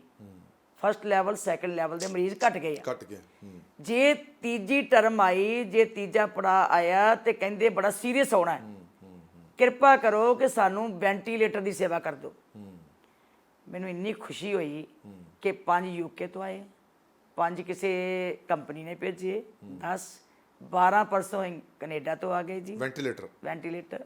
ਔਰ ਉਹਨਾਂ ਨੇ ਕਿਹਾ ਸੀ ਆਵਾਜ਼ ਹੀ ਦਿੱਤੀ, ਪ੍ਰਧਾਨ ਸਾਹਿਬ ਨੇ ਗਿਆਨ ਸਿੰਘ ਜੀ ਉੱਥੇ ਗੁਰਦੁਆਰਾ ਟੋਰਾਂਟੋ ਦੇ ਪ੍ਰਧਾਨ, ਸਰਦਾਰ ਪ੍ਰਦੀਪ ਸਿੰਘ ਜੀ, ਸਰਦਾਰ ਜਸਵੀਰ ਸਿੰਘ ਜੀ, ਉਹਨਾਂ ਨੇ ਕਹਿੰਦੇ ਅਸੀਂ ਆਵਾਜ਼ ਦਿੱਤੀ ਤੇ $96,000 ਇਮੀਡੀਏਟ ਇਕੱਠਾ ਹੋ ਗਿਆ। ਲੋਕਾਂ ਨੂੰ ਦਰਦ ਤੇ ਹੈ ਨਾ, ਮਿੱਟੀ ਨਾਲ ਜੁੜੇ ਹੋਏ ਹੈ, ਆਪਣੇ ਪੰਜਾਬ ਦੇ ਲੋਕਾਂ ਦਾ ਦਰਦ ਤੇ ਰੱਖਦੇ ਕਿ ਨਹੀਂ। ਤੇ ਸਿੱਖ ਤੇ ਮੈਂ ਦੇਖਿਆ ਸਿੱਖ ਨੂੰ ਤੇ ਝੱਲ ਚੜਦਾ ਜਦੋਂ ਸੇਵਾ ਦੀ ਗੱਲ ਆਵੇ। ਉਹ ਕਹਿੰਦੇ ਕਿ ਅਸੀਂ ਲੋਕ ਜੰਮੇ ਸੇਵਾ ਵਾਸਤੇ ਆ, ਦਸਾਂ ਨੌਂ ਦੀ ਕਿਰਤ ਵਿੱਚ ਦਸਵੰਧ ਕੱਢਣਾ ਸਾਨੂੰ ਗੁਰੂ ਨੇ ਸਿਖਾਇਆ। ਇਸ ਕਰਕੇ ਉਹਨਾਂ ਨੇ 12 ਉਹਨਾਂ ਨੇ ਭੇਜੇ, 10 ਹੋ ਗਏ, 22 ਹੋ ਗਏ, ਸਾਨੂੰ ਹੁਣ 10 ਆਉਣੇ ਆ ਜੀ 5 ਨਿਊਜ਼ੀਲੈਂਡ ਤੋਂ। ਉਹ ਆਈ ਜਾਣਗੇ। 2 ਆਕਸੀਜਨ ਜਨਰੇਟਰ ਮੈਂ ਜਿੱਦਾਂ ਪਲਾਂਟ ਜਿਹੜੇ ਹਵਾ ਦੇ ਵਿੱਚੋਂ ਪੈਦਾ ਕਰਨਗੇ ਆਕਸੀਜਨ, ਉਹ ਸੀ 2.5 ਕਰੋੜ ਦੇ ਸੀ, ਉਹ ਲੈ ਲਏ, ਖਰੀਦ ਲਏ। ਆਕਸੀਜਨ ਲਿਕੁਇਡ ਸਾਡਾ ਪਲਾਂਟ ਲੱਗਾ ਹੋਇਆ, ਸਾਡਾ ਉੱਥੋਂ ਆਉਣਾ ਸੀ ਲਿਕੁਇਡ ਆਕਸੀਜਨ ਦਾ ਟੈਂਕਰ ਆਈਨੌਕਸ ਕੰਪਨੀ ਤੋਂ। ਹਾਂ, ਆਈਨੌਕਸ ਕੰਪਨੀ ਤੋਂ। ਉਹ ਸਰਕਾਰ ਨੇ ਰੋਕ ਦਿੱਤਾ, ਹਿੰਦੁਸਤਾਨ ਦੀ ਸਰਕਾਰ, ਭਾਰਤ ਸਰਕਾਰ ਨੇ, ਕਿ ਜਿੱਥੇ ਅਸੀਂ ਕਵਾਂਗੇ ਉੱਥੋਂ ਪਹੁੰਚਾਉਣੇ। ਜੇ ਉਹ ਆਇਆ ਹੁੰਦਾ ਤੇ ਸਾਡਾ ਇੱਕ ਹਸਪਤਾਲ ਤੋਂ ਉਹਨੇ ਕਵਰ ਕਰ ਦੇਣਾ ਸੀਗਾ। ਸੋ ਇਸ ਕਰਕੇ ਅਸੀਂ 3rd ਪੜਾਅ ਵਾਸਤੇ, ਸਟਰੋਂਗ ਕਰਨ ਵਾਸਤੇ, ਸਟਰੈਂਥਨਿੰਗ ਕਰਨ ਵਾਸਤੇ ਅਸੀਂ ਪੂਰੇ ਇਸ ਵੇਲੇ ਸੋਚ ਰਹੇ ਹਾਂ ਵੀ ਲੋਕਾਂ ਦੀ ਸੇਵਾ ਕਿੱਦਾਂ ਕਰਨੀ ਤੇ ਆਉਣ ਵਾਲੇ ਸਮੇਂ ਨੂੰ ਵੀ ਕਿੱਦਾਂ ਸਾਂਭਣਾ। ਦੇਖੋ ਇੱਕ ਗੱਲ ਹੈ, ਗੁਰਦੁਆਰੇ ਜਿਹੜੇ ਆ ਨਾ ਜੀ, ਉਹ ਇਕੱਲੇ ਲੰਗਰ ਵਾਸਤੇ ਨਹੀਂ ਹੈ। ਬਿਲਕੁਲ ਠੀਕ ਹੈ। ਗੁਰਦੁਆਰੇ ਤੇ ਜਿੱਥੇ ਵੀ ਕੋਈ ਭੀੜ ਪੈ ਜੇ, ਜਿੱਥੇ ਵੀ ਕੋਈ, ਇੱਥੇ ਹੜ੍ਹ ਆ ਗਏ ਸੀ, ਸੁਨਾਮੀ ਆ ਗਈ ਸੀ, ਸੋਕੇ ਆ ਗਏ, ਕਿੰਨੀਆਂ ਬਿਮਾਰੀਆਂ ਆਈਆਂ, ਉਹਦੇ ਇਲਾਜ ਵਾਸਤੇ ਵੀ ਅਸੀਂ ਸੇਵਾ ਕਰਦੇ ਹਾਂ। ਸੋ ਮਨੁੱਖਤਾ ਦੀ ਸੇਵਾ ਕਰਨਾ ਹੀ ਸਾਡਾ ਫਰਜ਼ ਹੈ। ਤੁਸੀਂ ਖੁਦ ਵੀ ਬਹੁਤ ਕੁਝ ਪੜ੍ਹਦੇ ਰਹਿੰਦੇ ਹੋ ਜਾਂ ਲਿਖਦੇ ਰਹਿੰਦੇ ਹੋ, ਪਰ ਸਵਾਲ ਇਹ ਖੜਾ ਹੁੰਦਾ ਕਿ ਅਜਿਹੀਆਂ ਚੀਜ਼ਾਂ ਨੂੰ ਅਸੀਂ ਕਦੇ ਪ੍ਰਾਥਮਿਕਤਾ ਦਿੱਤੀ ਹੀ ਨਹੀਂ। ਸਾਡਾ ਸਭ ਤੋਂ ਜ਼ਿਆਦਾ ਪ੍ਰਾਥਮਿਕਤਾ ਵਾਲਾ ਇਹ ਹਿੱਸਾ ਹੋਣਾ ਚਾਹੀਦਾ ਹੈ, ਛਪਾਈ ਵਾਲਾ, ਜਿੱਥੇ ਛਪਾਈ ਸੈਂਟਰ ਚੱਲ ਰਹੇ ਨੇ, ਪ੍ਰਕਾਸ਼ਨ ਹੋ ਰਹੇ ਨੇ, ਉਹਨਾਂ ਚੀਜ਼ਾਂ ਵੱਲ ਸ਼੍ਰੋਮਣੀ ਗੁਰਦੁਆਰਾ ਪ੍ਰਬੰਧਕ ਕਮੇਟੀ ਨੇ ਮੈਨੂੰ ਲੱਗਦਾ ਨਹੀਂ ਕਿ ਕਦੇ ਤਵੱਜੋ ਦਿੱਤੀ ਹੋਵੇ। ਹੁਣ ਵੀ ਤੁਸੀਂ ਤਵੱਜੋ ਦੇਣ ਲੱਗੇ ਹੋਗੇ? ਨਹੀਂ, ਬਿਲਕੁਲ। ਇਹ ਤੁਹਾਡਾ ਸਵਾਲ, ਮੈਂ ਇਹਦਾ ਜਵਾਬ ਇਹ ਦਿੰਨੀ ਹੈ, ਮੈਂ ਸਮਝਦੀ ਬਿਲਕੁਲ ਸਹੀ ਹੈ ਤੁਹਾਡੀ ਗੱਲ। ਬਸ ਇਹ ਪ੍ਰੈਸ, ਜਿਹਨੂੰ ਪ੍ਰੈਸ ਵਿੱਚ ਲਾ ਦੀ, ਜਿਹਨੂੰ ਸਜ਼ਾ ਦੇਣੀ ਹੋਵੇ ਉਹਨੂੰ ਲੱਗਦਾ ਮੈਨੂੰ ਪ੍ਰੈਸ ਚਲਾਤਾ, ਉਹ ਕਹਿੰਦਾ ਮੈਨੂੰ ਪ੍ਰੈਸ ਚਲਾ, ਜਦ ਕਿ ਸਰਮੌਰ ਚੀਜ਼ ਹੋਣੀ ਚਾਹੀਦੀ। ਜਦੋਂ ਕਿ ਸਭ ਤੋਂ ਸਤਿਕਾਰ ਹੀ ਉੱਥੇ ਹੋਣਾ ਚਾਹੀਦਾ, ਸਭ ਤੋਂ ਵੱਡਾ ਧਿਆਨ ਹੀ ਉੱਧਰ ਜਾਣਾ ਚਾਹੀਦਾ। ਹੁਣ ਅਸੀਂ ਕੀ ਕੀਤਾ, ਮੈਂ ਅਪੀਲ ਕੀਤੀ ਸੀ ਵੀ ਅਸੀਂ ਉਹ ਜਿੱਦਾਂ ਮੈਂ ਬਿਆਨ ਦਿੱਤਾ ਕਿ ਗੁਰੂ ਗ੍ਰੰਥ ਸਾਹਿਬ ਭਵਨ ਅਸੀਂ ਬਣਾਉਣ ਲੱਗੇ ਹਾਂ, ਜਿਹੜਾ ਕਿ ਗੁਰੂ ਸਾਹਿਬ ਜੀ ਦਾ ਪੂਰਾ ਸਨਮਾਨ ਦੇ ਨਾਲ ਬਿਰਾਜਮਾਨ ਕੀਤੇ ਜਾਣ, ਸੰਗਤ ਪਾਰਦਰਸ਼ੀ ਢੰਗ ਨਾਲ ਦੇਖ ਸਕੇ ਕਿ ਕਿੱਦਾਂ ਸਰੂਪ ਰੱਖੇ ਗਏ ਹੈ, ਕਿੱਦਾਂ ਦੀ ਛਪਾਈ ਹੁੰਦੀ ਹੈ, ਕਿੱਦਾਂ ਇਹਦੀ ਸੁਧਾਈ ਹੁੰਦੀ ਹੈ। ਪਹਿਲਾਂ ਮੈਂ ਦੇਖ ਕੇ ਆਈ ਜਿੱਥੇ ਆਲਰੇਡੀ ਹੋ ਰਹੀ ਹੈ, ਮੇਰਾ ਵੀ ਮਨ ਥੋੜਾ ਜਿਹਾ ਹੋਇਆ ਕਿ ਸਿਸਟਮ ਠੀਕ ਨਹੀਂ। ਅਸੀਂ ਜਿੱਦਣ ਮੈਂ ਆਵਾਜ਼ ਦਿੱਤੀ, ਇੱਕੋ ਪ੍ਰੇਮੀ ਦਿੱਲੀ ਤੋਂ ਆ ਕੇ ਗੋਲਕ ਵਿੱਚ ਸੇਵਾ ਕਰ ਗਏ।